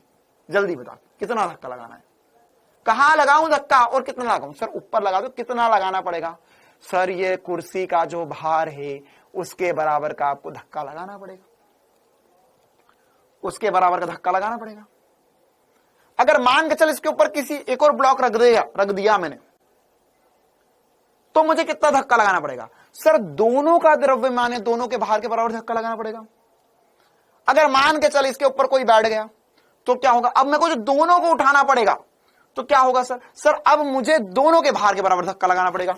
ठीक है, तो कितना धक्का लगाना पड़ रहा है? कितना धक्का लगाना पड़ रहा है? सर मुझे अगर M1 को, अगर जमीन है ना, जमीन का देखा जाए तो अगर जमीन पे देखे सर, तो जमीन को M1 और M2 दोनों को उठा के रखना है। जमीन अगर मान के चल मैं उठा रहा था, ठीक है, तो कुर्सी भी उठा रहा हूं, कुर्सी के ऊपर जो ब्लॉक रखा उसे भी उठा रहा हूं, तो कितना धक्का लगाना पड़ेगा? सर नीचे वाले को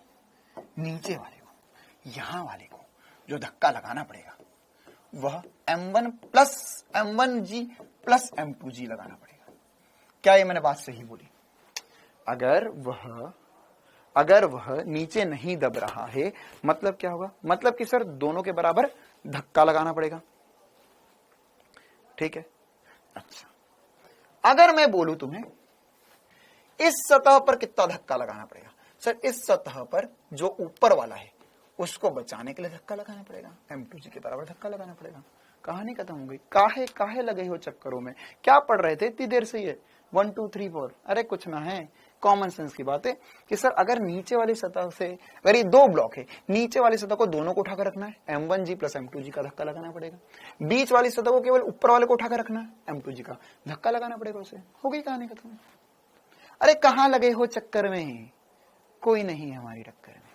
बस ये पता चल जाए कि ब्लॉक कौन सा है, किसको उठाकर रखना है, कहानी खत्म। नॉर्मल रिएक्शन आ गया। अरे नॉर्मल रिएक्शन आ गया। जैसे देखो और कुछ निकालते हैं। अगर मान के चल मेरे पास यहां पर 2 की जगह 4 8 10 15 50 100 कितने भी ब्लॉक रखे होते, तो क्या मतलब? कुछ ना सर, आप तो ये बता दो कितने ब्लॉक ऊपर रखे हुए। जैसे मान के चलो यहां पे M है, ये M है, इसका द्रव्यमान भी M है, इसका द्रव्यमान भी M है। यहां पर ऐसे बहुत सारे 50 ब्लॉक रखे हुए। कितने ब्लॉक है? 50 ब्लॉक रखे हुए। ठीक है, तो मैंने बोला नीचे से 5वें ब्लॉक, नीचे से 5th ब्लॉक, 5वें ब्लॉक द्वारा नॉर्मल कितना होगा? तो सर नीचे से 5वां, 1 2 3 4 5, अच्छा 5वां, तो 5वें द्वारा नॉर्मल कितना होगा? तो 5वें के ऊपर कितने ब्लॉक है ये बता दे। 5वें के ऊपर कितने ब्लॉक है ये बता दे। 5 के ऊपर कितने होंगे? सर 5 के ऊपर 45 और होंगे। अरे 5 ब्लॉक छोड़ दे, ऊपर कितने होंगे? 45 होंगे। तो पता यहां पर नॉर्मल रिएक्शन 45 mg आ गया, ये आंसर है। अरे आया, बोल मेरे प्यारे, आया समझ में? 45 mg आंसर आ गया। क्लियर है मामला? क्या ऐसे सवाल अब बिना पेन उठाए कर लोगे? ब्लॉक कौन सा दिया हुआ उससे पता कर लो, कहानी खत्म हो गई। चलो ओके, अब ये तो रुका हुआ था सर, तब है ऐसा। अगर ये चल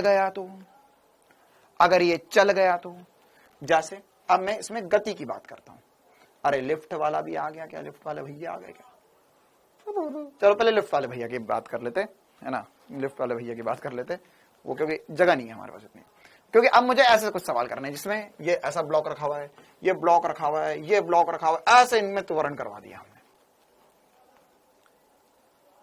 फिफ्थ वाला नहीं लगाएगा। अरे अरविंद बेटे, तुझे पांचवा वाला लगाएगा नहीं लगाएगा उससे क्या मतलब, तू तो ये देख ले सर के ऊपर कितने बचे,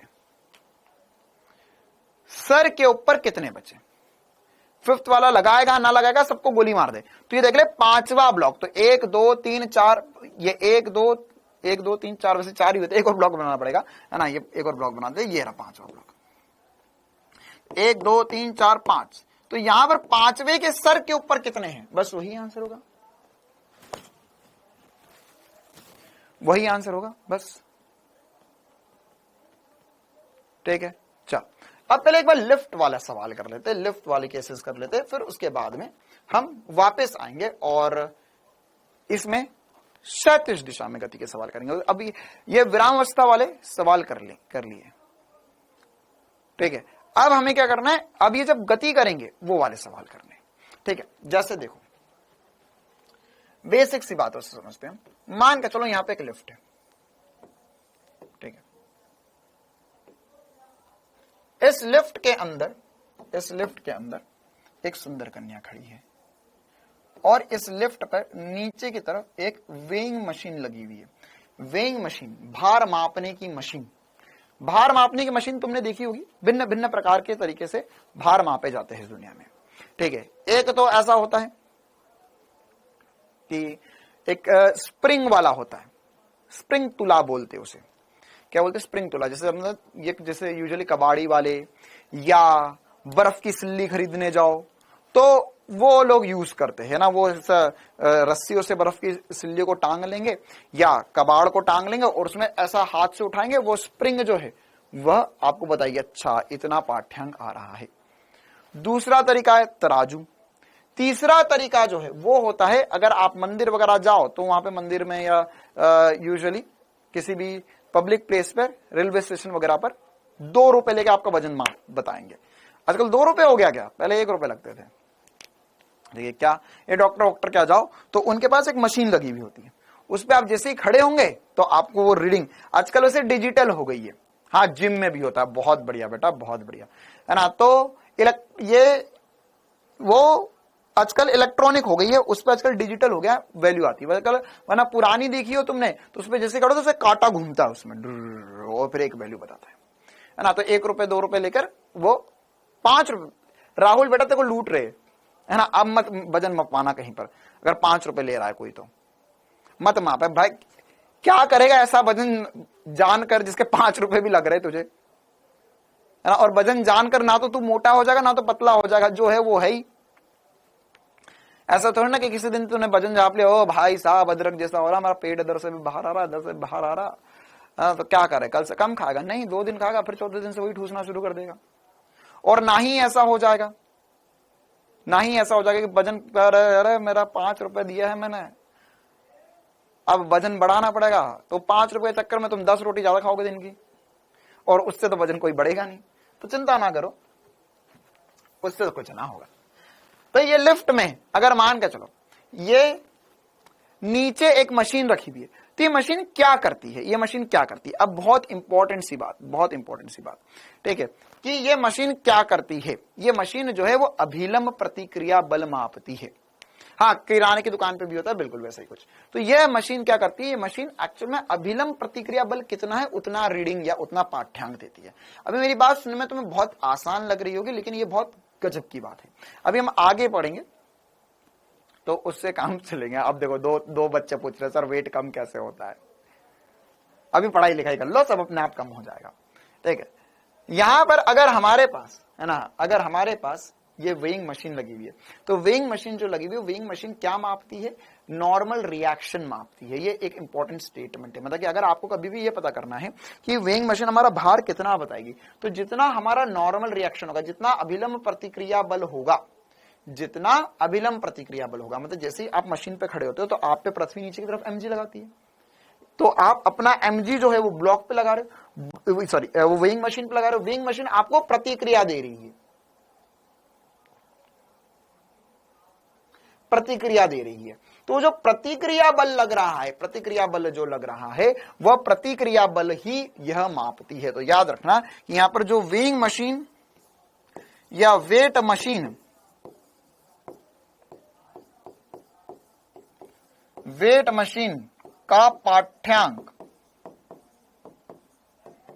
वेट मशीन का पाठ्यांक अभिलंब प्रतिक्रिया बल,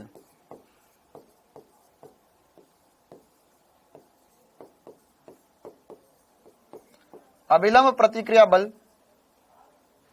के बराबर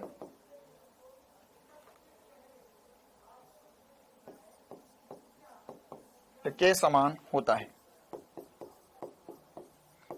अभिलंब प्रतिक्रिया बल होता है। जैसे अगर मान के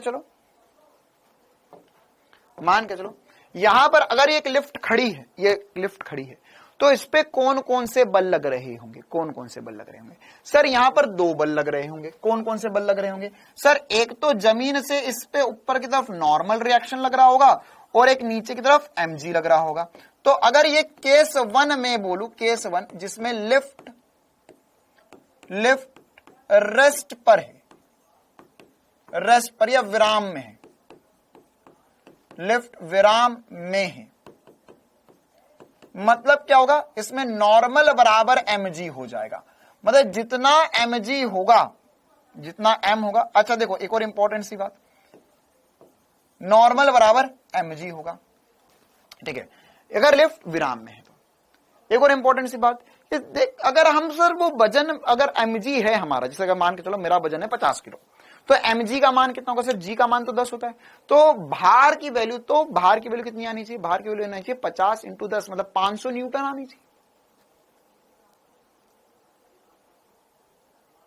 क्या आनी चाहिए? 50 × 10 500 न्यूटन आनी चाहिए।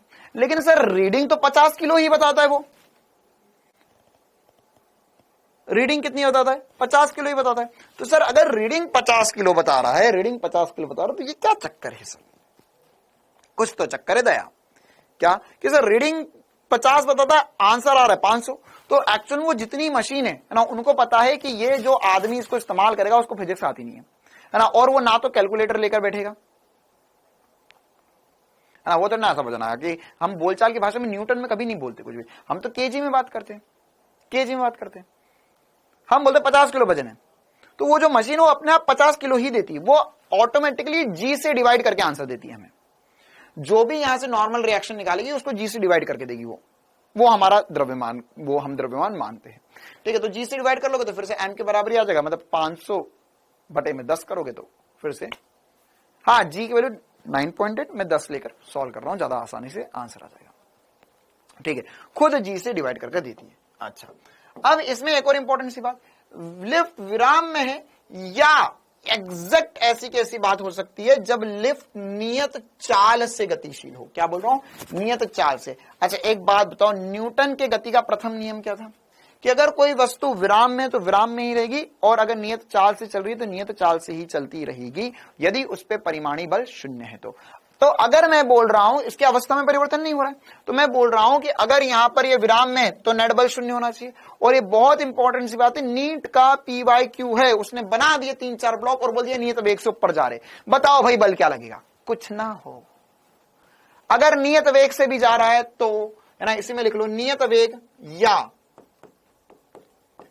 नियत वेग, अगर नियत वेग से भी गतिशील है तो भी उस कंडीशन में नेट फोर्स 0 होगा या नॉर्मल बराबर mg होगा। लिफ्ट विराम में है या नियत वेग से गतिशील है, पूरा लिख लो, नियत वेग से गतिशील है, लिफ्ट विराम में है या नियत वेग से गतिशील है।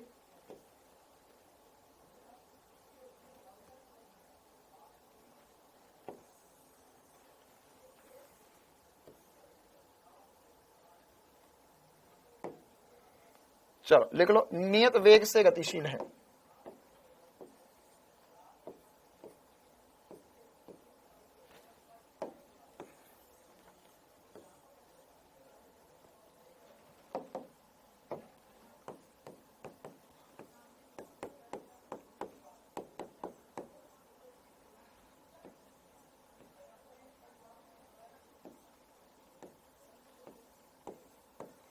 नियत वेग से गतिशील है। अब आएगा जिंदगी का मजा जब लिफ्ट चलेगी त्वरण के साथ। कैसी चलेगी लिफ्ट? त्वरण के साथ। तो अब देखो क्या हो सकता है, अच्छा, नियत वेग से गतिशील है, ऊपर भी जा सकती है नियत वेग से, नीचे भी आ सकती है नियत वेग से, है ना, मतलब कि त्वरण कुल मिला के 0 है। अब अगर लिफ्ट जो है वह गतिशील है और वह गतिशील है लेकिन वह नियत त्वरण के साथ गतिशील है, तो मान के चलो यही सुंदर कन्या लिफ्ट में बैठी थी, तो अब सुंदर कन्या को एकदम से लगा कि भाई मेरे को थोड़ा ज्यादा खाना पड़ेगा क्या, मैं थोड़ी सी पतली हो रही हूं, वेट की कमी हो गई है, वेट कम आ गया। तो अब तुमसे सुंदर कन्या की जिंदगी का ये दुख देखा नहीं गया, ये दुख देखा नहीं गया, तो तुमने बोला कि रुक जा, अभी हम हल कर देते हैं तुरंत, हम फिजिक्स के विद्यार्थी है, हम बायोलॉजी में खाना खाएगी उसके बाद में वजन बढ़ेगा, इतना लंबा प्रोसेस नहीं, तुरंत वजन बढ़ा देंगे हम। तो उसने बोला कैसे, तो बोले बस तू लिफ्ट में बैठी रहे और नीचे देखती रहे रीडिंग को, अभी वजन बढ़ जाएगा। तो क्या चमत्कार वाली बात, तो बोले हाँ देखो, तो अगर मान के चलो ये लिफ्ट जो है वो नियत त्वरण से ऊपर जाने लगी, क्या हो रहा है, केस 2 नियत त्वरण से ऊपर जा रही है लिफ्ट, तो उस कंडीशन में अब क्या होगा, देखो अभी भी इस पे बल तो 2 ही लग रहे हैं, बल वो बात अलग है, लिफ्ट को रस्सी खींच रही होगी और आगे वो कहानी, वो सब हम नहीं देख रहे, हम तो सुंदर कन्या को देख रहे हैं, मतलब हम बस इस लिफ्ट के अंदर बैठे हुए व्यक्ति को देखना चाहते हैं। तो इसमें क्या हो रहा है, 2 बल लग रहे हैं, एक नॉर्मल और एक एमजी, तो कौन सा ज्यादा है, सर नॉर्मल ज्यादा है एमजी से। क्यों, आपको कैसे पता चला सर नॉर्मल ज्यादा है एमजी से, क्योंकि नॉर्मल की वैल्यू ज्यादा होगी एमजी से, तभी तो ये ऊपर जा रही है। तो नॉर्मल माइनस एमजी, नेट बल लिखूंगा मैं, नॉर्मल माइनस एमजी, ये हो गया नेट बल के, या नॉर्मल माइनस एमजी बराबर होगा एम ए के, ठीक है। तो यहां पर अगर मैं नॉर्मल, देखो मुझे मेरा मकसद क्या, नॉर्मल निकालना, नॉर्मल ही मेरा पाठ्यांक है, तो नॉर्मल जो हो जाएगा वो हो जाएगा mg प्लस ma के बराबर, नॉर्मल किसके बराबर हो जाएगा, mg प्लस ma के बराबर हो जाएगा। तो यहां पर हमारे पास नॉर्मल की वैल्यू आ गई है, ये नॉर्मल की वैल्यू आ गई mg प्लस ma, या क्या मैं ऐसा बोल सकता हूं कि पहले mg था, अब mg प्लस ma, मतलब नॉर्मल बढ़ गया, नॉर्मल बढ़ गया मतलब लिफ्ट में बैठी सुंदर कन्या का भार बढ़ गया, है ना, तुरंत रिजल्ट, है ना, तुरंत रिजल्ट, वेट बढ़ा दिया हमने। आई बात समझ में, ठीक है। तो ये कैसे कर दिया हमने, लिफ्ट को ऊपर भेज के, जितना ज्यादा त्वरण होगा उतना ज्यादा भार बढ़ जाएगा। और यही वजह भी है कि आप जब कोई सी लिफ्ट में बैठो, है ना, लिफ्ट में बैठो, तो लिफ्ट में बैठते हो, तो लिफ्ट में बैठने पर अगर लिफ्ट ऊपर जा रही है तो थोड़ा भारी भारी सा लगने लग जाता है। और अगर आप लिफ्ट में नहीं बैठे हो तो ये सब तो मोह माया। तुमको तो एक देसी एग्जांपल देता हूं, झूले में बैठना, झूले के अंदर बैठ के तुम पूरा ये लिफ्ट का केस तुरंत फील कर जाओगे, है ना। कैसे, अगर इसका अगला केस भी मैं पहले समझा ही देता हूं, अगर मान के चलो तुम झूले में बैठे और सबसे ज्यादा मजा आता है वो नाव वाले झूले में, नाव वाला झूला, वो ड्रैगन झूला, क्या बोलते हैं भाई तुम्हारे गांव में, है ना, एक ऐसा झूला होता है, ऐसा वाला, ऐसा नाव जैसा होता है वो झूला, नाव जैसा होता है, कुछ यहां पे ड्रैगन का मुंह बना देते हैं उसके अंदर, और इसके अंदर, है ना, ऐसा हवा में टांगा हुआ होता है, और उसमें बैठो तब आ जाएगा पूरा लिफ्ट का फील आ जाएगा, जिंदगी का पूरा मजा आ जाएगा। आकाश झूला, बहुत बढ़िया, आकाश पाताल झूला, देखो यहां पर, तो वो ऐसा ऐसा ऐसा और ऐसा जाता है। मैं वो वाले, वैसे वो गोल गोल वाले झूले की बात नहीं कर रहा हूं, उसमें इतना फील नहीं आता क्योंकि वो धीरे धीरे चलाते हैं, ये झूला बहुत तेज चलाते हैं, ठीक है। और इसमें भी मजेदार काम क्या होता है, कुछ 4-5 लड़के जाते हैं मेले में, बोले चल भाई अपन मेला होकर आते हैं, किन्हीं चक्करों में चले गए मेले में। अब फिर वहां पर किसी होशियारी के चक्कर में, है ना, वहां चले तो जाते हैं, और फिर जाने के बाद में कुछ लगता नहीं कि भाई यहां तो कुछ हो नहीं रहा, मामला जम नहीं रहा। फिर देखा कि झूले की लाइन में तो जा सकते हैं हम वहां पर, तो बोले तेरे पास कितने हैं, बोले मेरे पास 30 रुपए, तेरे पास कितने हैं, मेरे पास 40 रुपए है। झूले वाला कितना लेगा, 50 रुपए एक आदमी का लेगा, कहीं से पैसे जुगाड़ करे और बैठ गए जाकर। और उसमें भी फिर ये दिखाने के लिए कि देखो मैं कितना खतरनाक आदमी हूं, वो दिखाने के चक्कर में ये जाकर बैठ जाएंगे झूले में, यहां ऊपर, एकदम ऊपर वाली सीट पे। वहां आता है जिंदगी का असली मजा। है ना। और चक्कर क्या होता है कि जाते 4 लोग हैं, उसमें से एक आदमी एक लड़का जो होता है वो एकदम सही होता है, वो बहुत बार बैठा रहता है, उसको प्रैक्टिस रहती, बाकी 2-3 उसके चक्कर में भी चले जाते हैं, अरे चल, अरे मैं हूं ना, बैठ जाएंगे सब साथ में, ठीक है। और फिर उसके बाद में वहां बैठ के जो प्राण पखारू हो जाते हैं, बिल्कुल ऐसा लगता है कि भैया आज अगर जिंदा उतर गया यहां से तो सबसे पहले उतर से मंदिर जाके प्रसाद चढ़ाऊंगा और नारियल फोड़ कर आऊंगा कि भगवान बचा लिया आपने मुझे, ठीक है। क्योंकि वहां बैठकर एकदम ऊपर वाली सीट पर बैठकर जो मजा आता है जिंदगी का, ठीक है, क्योंकि वो सबसे जब वो नीचे ले जाता तो ये वाला जो आदमी ऊपर बैठा वो एकदम यहां तक पहुंच जाता है, फिर उसके बाद वो जब वापस जाता है तो वहां पर तुम इस चीज को असली फील ले सकते हो, क्या कि जैसे ही वो ऊपर जाने लगता है तो एकदम तुम भारी भारी हो जाते हो, या तुम्हें आगे जो तुम रॉड वगैरह उसको एकदम टाइट पकड़ना पड़ जाता है। क्यों?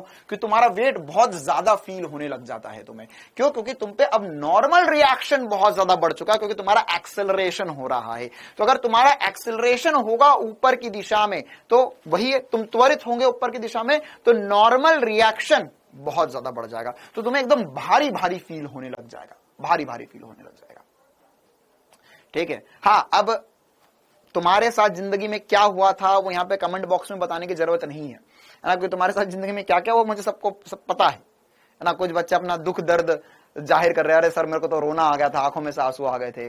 कोई बात नहीं, कोई बात नहीं। चलो देखो कि मैं भी एक बार जाके बैठ गया था, उस दिन से मैंने सोचा इस पे चढ़ेंगे तो 2 सीट से ऊपर नहीं जाना है।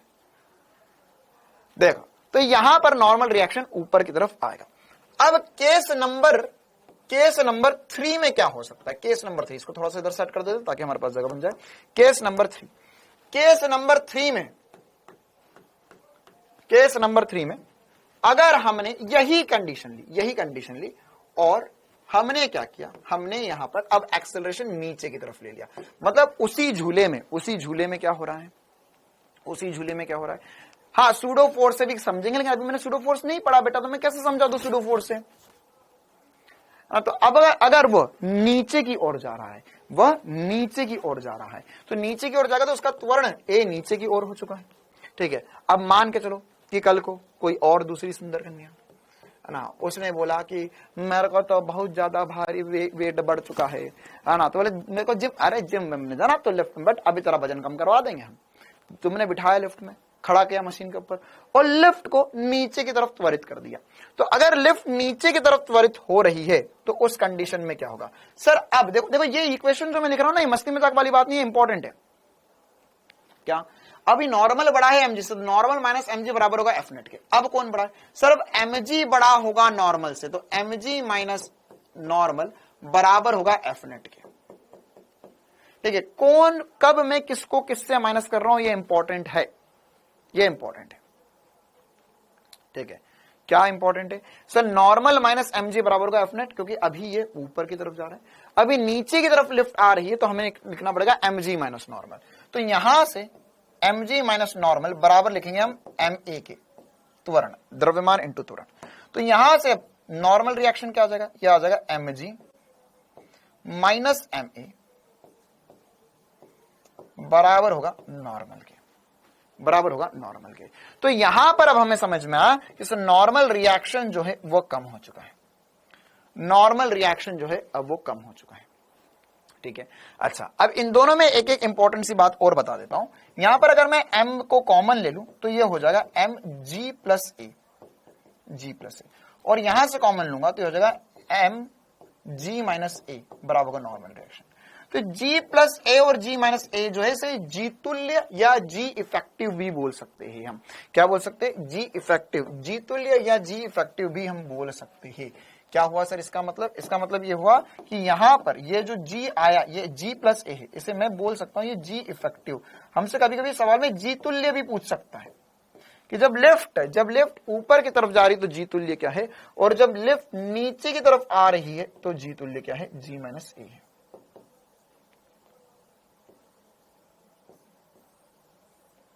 क्लियर है मामला?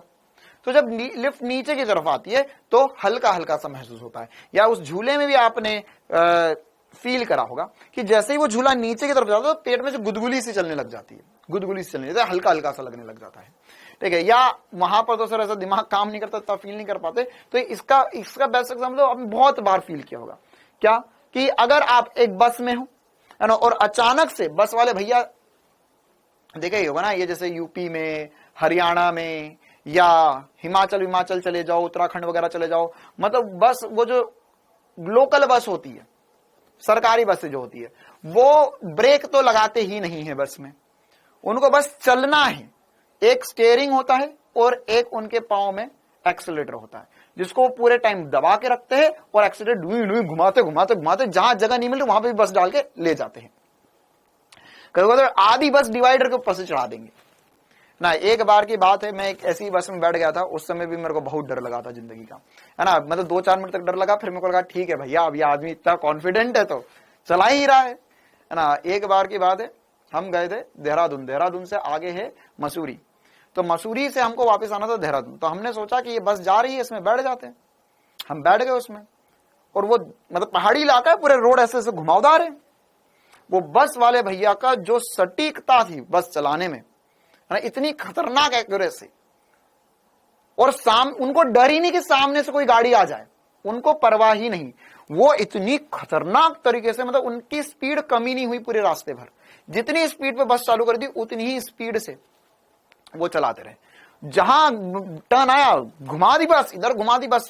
मैं सोच रहा था अगर कोई सामने से आ गया तो, उनको परवाह नहीं थी, पता नहीं, उनको पहले से ही पता था कौन आने वाला है। हाँ, मॉल रोड गए थे। तो अब वैसे अगर कुछ बस में बैठ जाओ आप, तो बस में अगर मान के जो रोड अचानक से ऐसा नीचा हो जाए, तो उसमें बस जैसे, या फिर कभी कभार ऐसा स्पीड ब्रेकर तेजी से कुदा देते हैं। हाँ, वो नियत वेग से गति नहीं कर रहे शालिनी बिटिया, वो नियत चाल से गति कर रहे, क्योंकि टर्न तो ले रहे, तो वेग तो परिवर्तित हो रहा है, चाल नियत है। तो अगर वहां पर ये एक स्पीड ब्रेकर वगैरह आ जाए, तो वहां पर बस ऐसे कूदेगी। तो अगर बस कूदी तो एकदम से पेट में गुदगुली सी होती है। तो ये जब भी पेट में गुदगुली सी हो रही है, वो किसकी वजह से हो रही है? वो इसी वजह से हो रही है क्योंकि नीचे की तरफ एत वर्ण आ गया हमारे पास। अब इसी में केस नंबर 4 ऐसा बन सकता है कि मान के चलो कि त्वरण इतना बढ़ जाए, नीचे आती हुई लिफ्ट का त्वरण इतना बढ़ जाए, क्योंकि नीचे वाली लिफ्ट जो आ रही है उसका त्वरण तो मेरे हाथों में, तो त्वरण बढ़ाया बढ़ाया बढ़ाया बढ़ाया बढ़ाया बढ़ाया बढ़ाया बढ़ाया और इतना बढ़ गया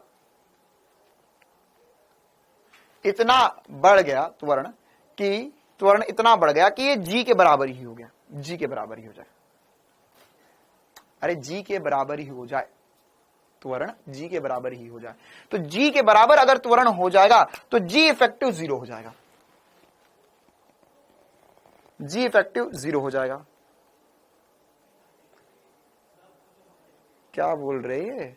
नहीं देखो, ऐसा होता है कि मैं जब पढ़ाता हूं, या मैं, है ना, देखो 2 चीजें होती है जिंदगी में, कि आप एक कार्य कर रहे हो, जैसे कुछ लोग होते हैं ना कि कमाने के लिए या पैसे के लिए कुछ कार्य कर रहे हैं, है ना, नौकरी कर रहे हैं, और एक है उनकी पर्सनल जिंदगी, है ना, घर परिवार। तो मतलब मेरे लिए क्लास के बाहर की जिंदगी और अंदर की जिंदगी सेम ही है ना। मतलब मैं ऐसा कभी सोचता नहीं, कर मैं पढ़ा रहा हूं तो इनको ऐसी ऐसी चीजें ध्यान रखनी है।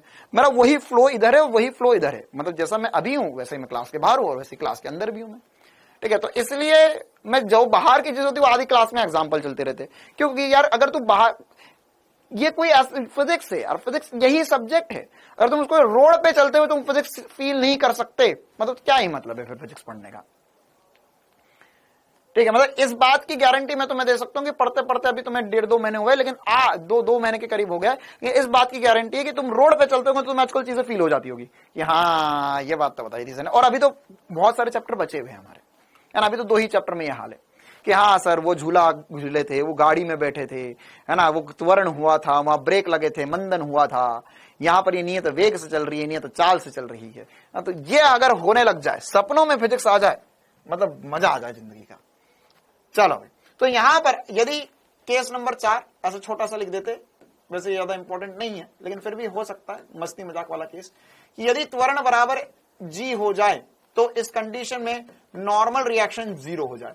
नॉर्मल रिएक्शन 0 हो जाए मतलब देखो, जब भी नॉर्मल रिएक्शन 0 हो जाए, नॉर्मल रिएक्शन 0 हो जाए, तो नॉर्मल रिएक्शन 0 मतलब कि सतह से संपर्क छूट गया है, कहीं पर भी अगर नॉर्मल रिएक्शन 0 हो जाता है, इसका मतलब क्या होगा? इसका मतलब ये हो गया कि सतह से संपर्क छूट गया, मतलब तुम अब हवा में उड़ गए हो, उड़ी बाबा हो गए हो।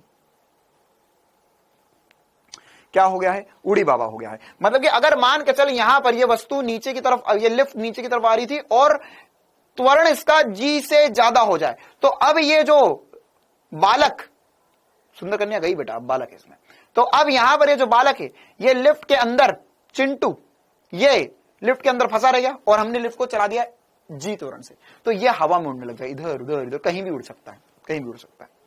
ठीक है, जिससे इसका एक बेस्ट एग्जांपल मैं तुम्हें फील करवाता हूं।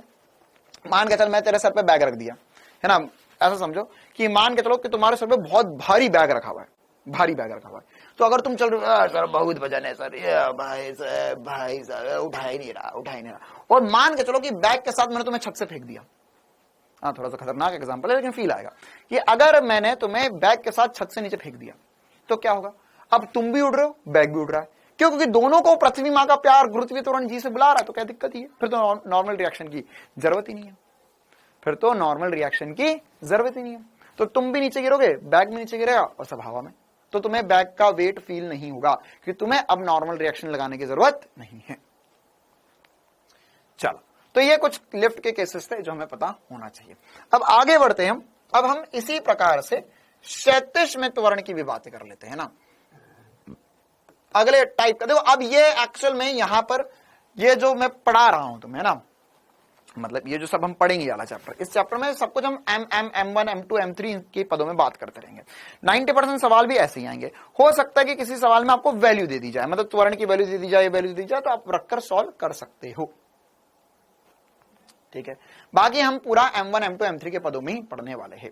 जैसे अब तो M1 M2 M3 के पदों में पढ़ने में क्या फायदा रहता है? इसमें पदों में आपको पता है कि भैया कौन सा द्रव्यमान था, कहां पर क्या चक्कर चल रहा है। जैसे इसमें अगर मान के चलो मैंने बोला कि मेरे पास यहां पर दो द्रव्यमान है, ये द्रव्यमान है M1, ये द्रव्यमान है M2, एक द्रव्यमान है M1, एक द्रव्यमान है M2। ठीक है, एकदम इजी सवाल करेंगे अब। तो पहले इस पे एक बाह्य बल लगा, इस पे एक बाह्य बल लगा F। क्या लगा? एक बाह्य बल लगा F। ठीक है, अब आपको बताना है कि इसका ये पूरे निकाय का त्वरण क्या होगा, त्वरण क्या होगा, और इसके अलावा हमको ये भी बताना है, क्या बताना है कि इनके बीच में अभिलंब प्रतिक्रिया बल क्या होगा। इनके बीच में अभिलंब प्रतिक्रिया बल मतलब यहां पर ये ऐसा, इनके बीच में अभिलंब प्रतिक्रिया बल क्या लग रहा होगा। देखो अभिलंब प्रतिक्रिया बल को फील करने के लिए ऐसा समझो कि मैंने धक्का किस पे लगाया? M1 पे, M1 पे, लेकिन ये दोनों आगे बढ़ गए, ये दोनों आगे बढ़ गए, तो M2 को किसने चलाया? M2 को किसने चलाया? M2 को किसने चलाया? सर M2 को आपने धक्का तो लगाया M1 पे, M2 को किसने चलाया? M2 को एक्चुअल में M1 और M2 के बीच में जो अभिलंब प्रतिक्रिया बल है, M1 ने धक्का लगाया M2 पे, तो M1 ने धक्का लगाया M2 पर, इसे क्या बोलेंगे? इसे अभिलंब प्रतिक्रिया बल ही तो बोलेंगे, धक्का ही तो था अभिलंब प्रतिक्रिया बल, तो वही निकालना है हमें। अच्छा, FBD के साथ करूं या बिना FBD के? चलो एक बार FBD बना देते, एक और बार, लास्ट बार FBD बना देते हैं, है ना। अच्छा ये बताओ M1 पर कितने बल लग रहे हैं? एक बार FBD के साथ कर लेते हैं, है ना। तो यहां पर M1 पर कितने बल लग रहे हैं? M1 देखो, M1 पर कितने बल लग रहे हैं? तो सर ये M1 है, इस पे एक बल F इधर से लगा, ठीक है। अब कितने अभिलंब प्रतिक्रिया बल लग रहे हैं? सर एक तो नीचे से धरती मां का प्यार ऊपर लग रहा होगा, इसे N1 बोल देते हैं। एक इसने M1 ने M2 पर धक्का लगाया, तो M2 ने पीछे मुड़ा और बोला मैं भी तेरे पे धक्का लगाऊंगा। क्यों? क्योंकि न्यूटन की गति के तृतीय नियम अनुसार। तो यहां पर यह एक धक्का इस तरफ लगेगा, इसे मैं N बोल देता हूं। और क्या लग रहा है? और सर यहां पर M1 पर नीचे की तरफ धरती मां का प्यार तो हम भूल ही गए, M1 जी 4 बल लग रहे, इसमें 4 बल लग रहे, ठीक है। अब यहां पर यहां पर क्या होगा, इसमें M1 पर क्या होगा, M1 पर अगर हम परिमाणी बल देखना चाहें तो देखो क्या क्या बल लगेंगे। हमने इस पे इसका फ्री बॉडी डायग्राम बनाने की सोची, तो सर यहां पर M1G तो नीचे की तरफ लग रहा है, ओके। एक नॉर्मल इस तरफ लग रहा है, ओके। एक नॉर्मल ऊपर की तरफ लग रहा है, ओके। और एक बल F आगे की तरफ लग रहा है। कितने बल लग रहे? 4 बल लग रहे, इस पे 4 बल लग रहे, ठीक है। अच्छा, ये किस दिशा में गति कर रहा है? क्या ये उड़ी बाबा उड़ी बाबा उड़ी बाबा हो गया? नहीं सर, ये उड़ेगा तो नहीं सर। तो इस दिशा में तो बल इसके दोनों बराबर होने चाहिए, दोनों बराबर होने चाहिए। क्यों बराबर होने चाहिए? क्योंकि देखो ये अगर मैं आज से आने वाले, अच्छा ये N1 बोला था हमने से, आने वाले समय में मैं अगर ये ना भी बनाऊं तो तुम्हें अपने आप ये बात समझ में आनी चाहिए कि सर ये N1G और सॉरी M1G और N1 तो बराबर है, क्योंकि अगर 37 में रखा हुआ है तो चाहे जो हो जाए, चाहे जो हो जाए, N1G मैं यहां पे लिख देता हूं, N1G M1G सॉरी और नॉर्मल एक दूसरे के बराबर होने चाहिए, क्योंकि ये इस दिशा में गति नहीं कर रहा, उड़ी बाबा तो नहीं हो रहा सर ये। अच्छा, तो किस दिशा में गति कर रहा है? सर यह इस दिशा में आगे की ओर गति कर रहा है। ये त्वरण की दिशा मैंने इसमें बना दी ताकि हमें थोड़ा सा फील आ जाए, त्वरण इस दिशा में है आगे। क्लियर है मामला? अच्छा एक काम करो, यहाँ पे पहले एक स्टेटमेंट लिख लो, वरना तुम बोलोगे सर निकालना क्या है। यहाँ पे निकालना है त्वरण क्या होगा और निकालना है दोनों ब्लॉक के बीच मध्य अभिलंब प्रतिक्रिया बल क्या होगा। चल, तो अब ये तो हमें समझ में आ गई बात। तो अब इस दिशा में त्वरण हो रहा है, तो तुम्हें क्या लगता है अगर ये आगे की तरफ त्वरण कर रहा है तो कौन बड़ा होगा, F या नॉर्मल? कौन बड़ा होगा, F या नॉर्मल? कौन बड़ा होगा, F या नॉर्मल? जल्दी बताओ कौन बड़ा होगा, F या नॉर्मल? तो सर अगर F और नॉर्मल में देखूं मैं तो F बड़ा होगा नॉर्मल से, तो मैं यहां पे लिख सकता हूं F माइनस नॉर्मल बराबर होगा M1 की। तो ध्यान रखना ना, ये F नेट होगा और F माइनस नॉर्मल जो होगा वो बराबर होगा M1A, क्योंकि मैं फर्स्ट वाले ब्लॉक के लिए बात कर रहा हूं। अभी हमने सारी चर्चा M1 के लिए करी, तो M1 इंटू M1 का त्वरण लिखना है हमें बस। क्लियर है? अच्छा, यह पूरी कहानी होगी फर्स्ट वाले की। अब आते हैं हम दूसरे वाले पे। दूसरे वाले पे क्या हो रहा है सर? दूसरा वाला ब्लॉक ये रहा, इस गया है M2। ओके सर, इसमें क्या हो रहा है? इसमें ऊपर की तरफ क्या हो रहा है? एक बल लग रहा है सर, कौन सा बल लग रहा है सर? ऊपर की तरफ लग रहा है N2 बोल देते, नीचे की तरफ M2G लग रहा है। अच्छा, और ये वाला नॉर्मल रिएक्शन, क्योंकि पहले किसने धक्का लगाया था? M1 ने धक्का लगाया था M2 पर, आगे की तरफ। तो ये नॉर्मल हो गया,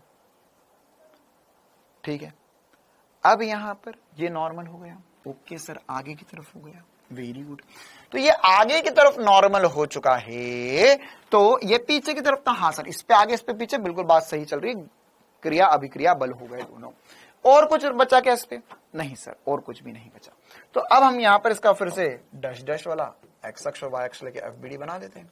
यहां पर सर नीचे की तरफ M2G लग रहा है सर। अब यार अब मत बनाना है, अभी मेरे को समझ में आ गया कि ऊपर की तरफ N2 होगा, नीचे की तरफ M2G होगा, ये दोनों तो बराबर होंगे। और एक नॉर्मल रिएक्शन इस पे आगे की तरफ है, एक नॉर्मल रिएक्शन इस पे आगे की तरफ है, ठीक है। तो अब यहां पे इसका त्वरण भी कहां है सर? एक ही दिशा है, उड़ी बाबा तो हो नहीं रही है, तो त्वरण आगे की तरफ है। मतलब N2 बराबर होगा M2G के। बोल मेरे प्यारे, हाँ या ना? यहां पर N1, अरे ये 1 क्यों नहीं आया? N1 बराबर होगा M1G के, N2 बराबर होगा M2G के। मतलब ये y डायरेक्शन में सर बनाने की जरूरत नहीं है, अब हमेशा तो बराबर होंगे अगर क्षैतिज में रखा है तो। अब x दिशा में सर इसमें एक ही बल लग रहा है, तो नॉर्मल लगा इसका x दिशा में, नॉर्मल लगा x दिशा में, से fx बोल दिया। और ये नॉर्मल जो होगा ये बराबर होगा M2 इंटू त्वरण के। किसके बराबर होगा? M2 इंटू त्वरण के, ठीक है। तो अब हमें नॉर्मल और त्वरण निकालना है। दो समीकरण है, इसे समीकरण नंबर 1 बोल देते हैं, इसे समीकरण नंबर 2 बोल देते हैं। अब इन दोनों समीकरणों का इस्तेमाल करके हम त्वरण ज्ञात कर लेंगे। तो कैसे आ जाएगा त्वरण, देखते हैं भाई। तो यहां हो जाएगा सर पहला F माइनस नॉर्मल बराबर होगा M1A के। अच्छा, और नॉर्मल जो है वो खुद है m2a के। तो दो तरीके, या तो इन दोनों इक्वेशंस को ऐड कर लो, नॉर्मल से नॉर्मल कट जाएगा, या नॉर्मल की वैल्यू उठा के यहां रख दो। बेटा अगर किसी की आंखें पेन कर रही है तो है ना, थोड़ा सा ध्यान दो, अभी वो फ्लू का चक्कर बहुत चल रहा है तेजी में, तो थोड़ा सा ध्यान रखो अपनी सेहत का, और इसके अलावा कहीं पर किसी के कांटेक्ट में ना हो, और स्पेशली किसी की आंखों में आंखें डालकर कभी ना देखो अभी। हाँ, अभी थोड़े दिन तो बिल्कुल भी ना देखो, क्योंकि हो सकता है आंखों में आंखें डालकर देखो और तुम्हें आई फ्लू हो जाए, कंजक्टिवाइटिस हो जाए। ठीक है, तो थोड़ा सा बचो, दूरी बनाए रखो, और थोड़ा बाहर भी ना निकलो तो भी चलेगा। और अगर बाहर जा रहे हो या आपके घर में भी कोई बाहर जा रहा आ रहा है, वो जो कोरोना में करते थे ना वैसे ही कुछ, कि हाथ वाथ धो अच्छे से, आंखों पर बार बार हाथ ना लगाओ। ठीक है, तो ये सब कुछ अवॉइड करो। बेटा इस संडे टेस्ट नहीं है, हाँ, तो जिसको भी हो रखा है थोड़ा चश्मा वश्मा लगा के ही रखो पूरे टाइम, ताकि आपके घर में और किसी को ना हो जाए। हाँ सिद्धू बेटा, आंखों में आंखें डालने से आजकल प्यार नहीं हो रहा है, आजकल कंजक्टिवाइटिस फैल रहा है, आई फ्लू हो रहा है। तो आंखों में आंखें डालने से प्यार हो जाएगा, वो जमाने गए। अब जिंदा रह ले वही बहुत है, स्वस्थ रह ले वही बहुत है। देखो यहां पर, तो अगर हम इनको ऐड कर दे तो ये नॉर्मल से नॉर्मल कट जाएगा, ये हो जाएगा f बराबर हो जाएगा, ये दोनों जुड़ेंगे तो m1a प्लस m2a हो जाएगा। ये आप चाहो तो नॉर्मल की वैल्यू उठा के रख दो, आंसर आ जाएगा। तो यहां पर क्या हो जाएगा, यहां पर f बराबर हो जाएगा m1 प्लस m2, त्वरण मैंने कॉमन ले लिया। ठीक है, तो ये नीचे आ जाएगा, ये हो जाएगा f अपॉन में m1 प्लस m2, ये होगा त्वरण के बराबर। किसके बराबर आएगा, त्वरण के बराबर आ जाएगा। क्लियर है मामला। तो यहां पर त्वरण आ गया f अपॉन में m1 प्लस m2। अगर त्वरण आ गया तो अब हम निकाल सकते नॉर्मल या अभिलंब प्रतिक्रिया बल, दोनों में से किसी भी समीकरण से निकाल लो, आंसर आ जाएगा। मैं इससे निकाल लेता हूं, ज्यादा आसान है। तो नॉर्मल होगा m2 इंटू त्वरण, और त्वरण की वैल्यू आ गई है f अपॉन में m1 प्लस m2।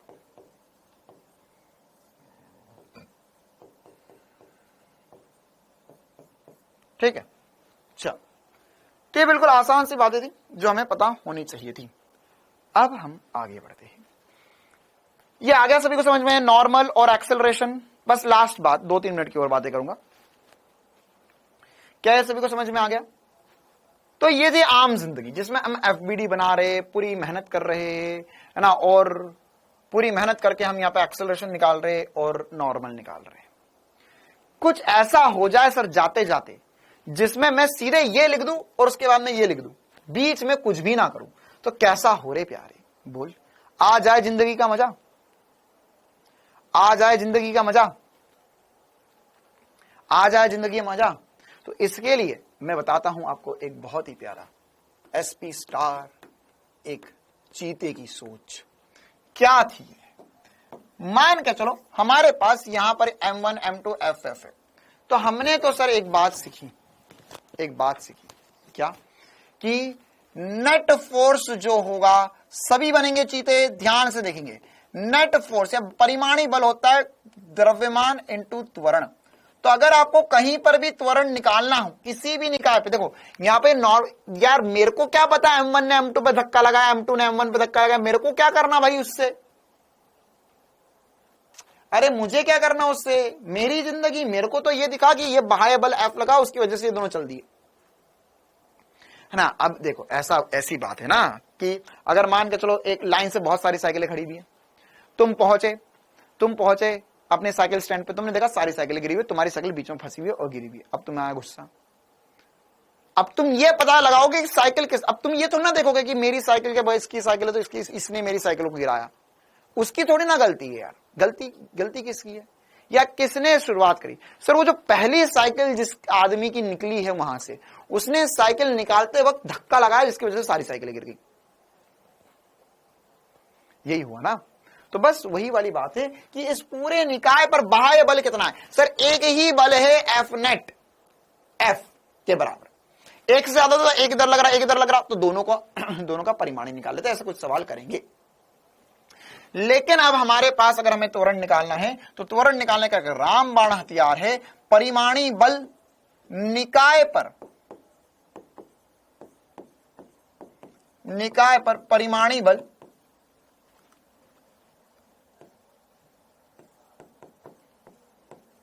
बटे में कुल द्रव्यमान, बटे में कुल द्रव्यमान। ये मेरा त्वरण आ गया, मामला खत्म, पैसा हजम, बस हो गया है सर। क्या बात कर रहे हैं, देख इस पूरे निकाय पर कितना बल, कितना बाह्य बल लग रहा है सर? एक ही बल लग रहा है, F बटे में टोटल द्रव्यमान m1 प्लस m2, ये त्वरण है। यही तो सॉल्व करके लाया तुम। अरे यही तो सॉल्व करके लाए तुम, क्या कि सर टोटल बाह्य बल F है और टोटल द्रव्यमान होगा m1 प्लस m2, ये त्वरण के बराबर हो गया। कहानी खत्म, पैसा हजम, आ गया मजा। दूसरी बात कि सर यहां पर ये आपने, अच्छा ये mt क्या बेटा, टोटल है ना, छोड़ दे, m ही लिख ले, तेरे को अच्छा नहीं लग रहा तो m लिख ले। टोटल, mt मतलब टोटल। इसी प्रकार से अगर मुझे निकालना तो नॉर्मल रिएक्शन, इन दोनों के मध्य नॉर्मल रिएक्शन कितना है, तो बस एक लाइन में नॉर्मल रिएक्शन बता देता हूं मैं तुम्हें। देखो कैसे सर, यहां पर नॉर्मल रिएक्शन किसको चला रहा है? नॉर्मल, देख नॉर्मल रिएक्शन क्या है, अभिलंब प्रतिक्रिया बल धक्का लगाता है, तो इसके धक्के के कारण कौन चला? ये फोटो था तुम्हारा अभी 5 मिनट पहले, m1 m2, 5 मिनट क्या 15 मिनट लगा दिया तुमने उसको सॉल्व करने में। यहां पर एक बल लगा F, कहानी खत्म होगी। क्या बोल रहा हूं मैं, कोई चक्कर नहीं है, यहां पे त्वरण निकालना है, ये हो जाएगा F अपॉन में m1 प्लस m2। पहली आसान सी बात। दूसरी आसान सी बात क्या कि ये तो तुम्हें पता चल गया, बहुत बढ़िया। अब ये बताओ कि यहां पर इन दोनों के मध्य बल लग रहा है, ठीक है सर। अब यहां पर normal reaction, sir normal reaction ये रहा, पर इस पर भी लगेगा, तो इस पर लग रहा है, ठीक है। नॉर्मल रिएक्शन m1 को रोकना चाह रहा है, रोकना उसको तो गोली मार दे। किसको चला पा रहा है ये बता दे, किसको चला पा रहा है नॉर्मल रिएक्शन, ये बता। सर यहां का नॉर्मल रिएक्शन, ये ईमानदारी वाली बात बोल रहा हूं, इस पर मैं 5 ब्लॉक लगा दूंगा आगे, तुम 2 सेकंड में इसका आंसर बता दोगे। लेकिन इसका वीडियो सॉल्यूशन देख लेना, 10 मिनट, 5 7 मिनट का वीडियो सॉल्यूशन है। FBD बन रहा है, ये हो रहा वो रहा, कोई दिक्कत वाली बात नहीं। तू बता ये नॉर्मल रिएक्शन किसको चला रहा है? सर धक्का लगाना है, तो F वाला धक्का m1 m2 दोनों को चला रहा है। अरे यही बोल रहा हूं ना, अगर F धक्का लगा तो m1 m2 दोनों को चला रहा था। अब m2 को कौन चला रहा है? सर ये वाला नॉर्मल रिएक्शन। तो नॉर्मल रिएक्शन जो है वो चलाएगा m2 को, और A चला रहा है A त्वरण से। A की वैल्यू आगे उठा के रख दे, m1 plus m2 plus m3, ये आंसर है मेरा। देख एक मिनट, बस 2 मिनट रुक जा, है ना। एक और सवाल कर देते हैं इसमें। मान के चलो यहां पे मेरे पास m1 ब्लॉक है, यहां पे मेरे पास m2 ब्लॉक है, यहां पे मेरे पास m3 ब्लॉक है, 4 5 6 10 15 50 जितने ब्लॉक लगाना लगा ले। अच्छा, अब मान के चलो यहां पर लगा एक F बल, तुम सारे नॉर्मल रिएक्शन और सारा त्वरण 10 सेकंड के अंदर बता दोगे। क्या मैं ऐसा लिख सकता हूं कि त्वरण की वैल्यू हो जाएगी F अपॉन में m1 plus m2 plus m3? बोल मेरे प्यारे, हाँ या ना? हाँ सर, कुल बल बटे में कुल द्रव्यमान हो गया, कहानी खत्म।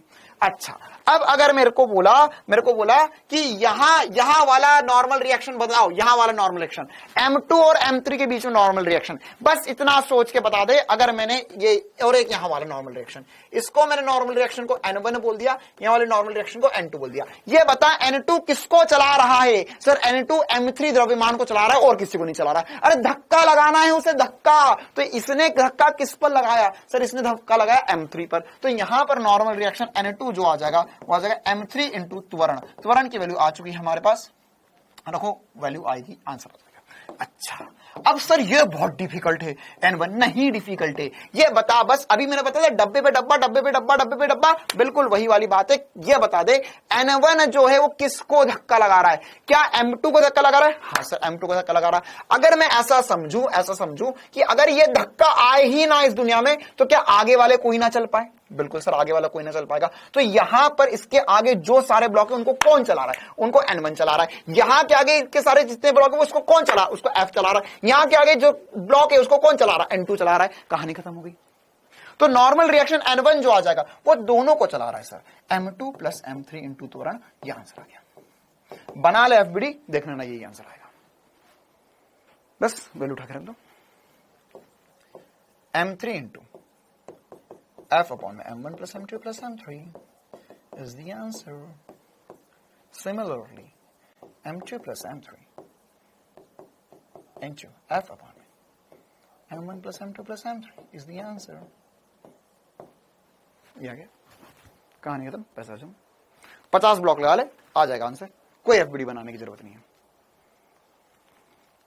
बस अगर तुझे नॉर्मल रिएक्शन का फील है ना, नॉर्मल रिएक्शन करता क्या है इस दुनिया में, कहां हाथ लगे हो चक्कर में, क्यों बनाओगे एफबीडी फिर। चलो भाई, टाटा बाय बाय, कल मिलेंगे हम इसी टाइम पर। कल हम रस्सी वाले बल के ऊपर चर्चा करेंगे। अभी हम प्रतिक्रिया पे हमने सारी चर्चा कर ली। होमवर्क में कुछ सवाल होंगे, एक बार ट्राई जरूर कर लेना। चलो भाई, tata bye bye, thank you, मजा आ गया।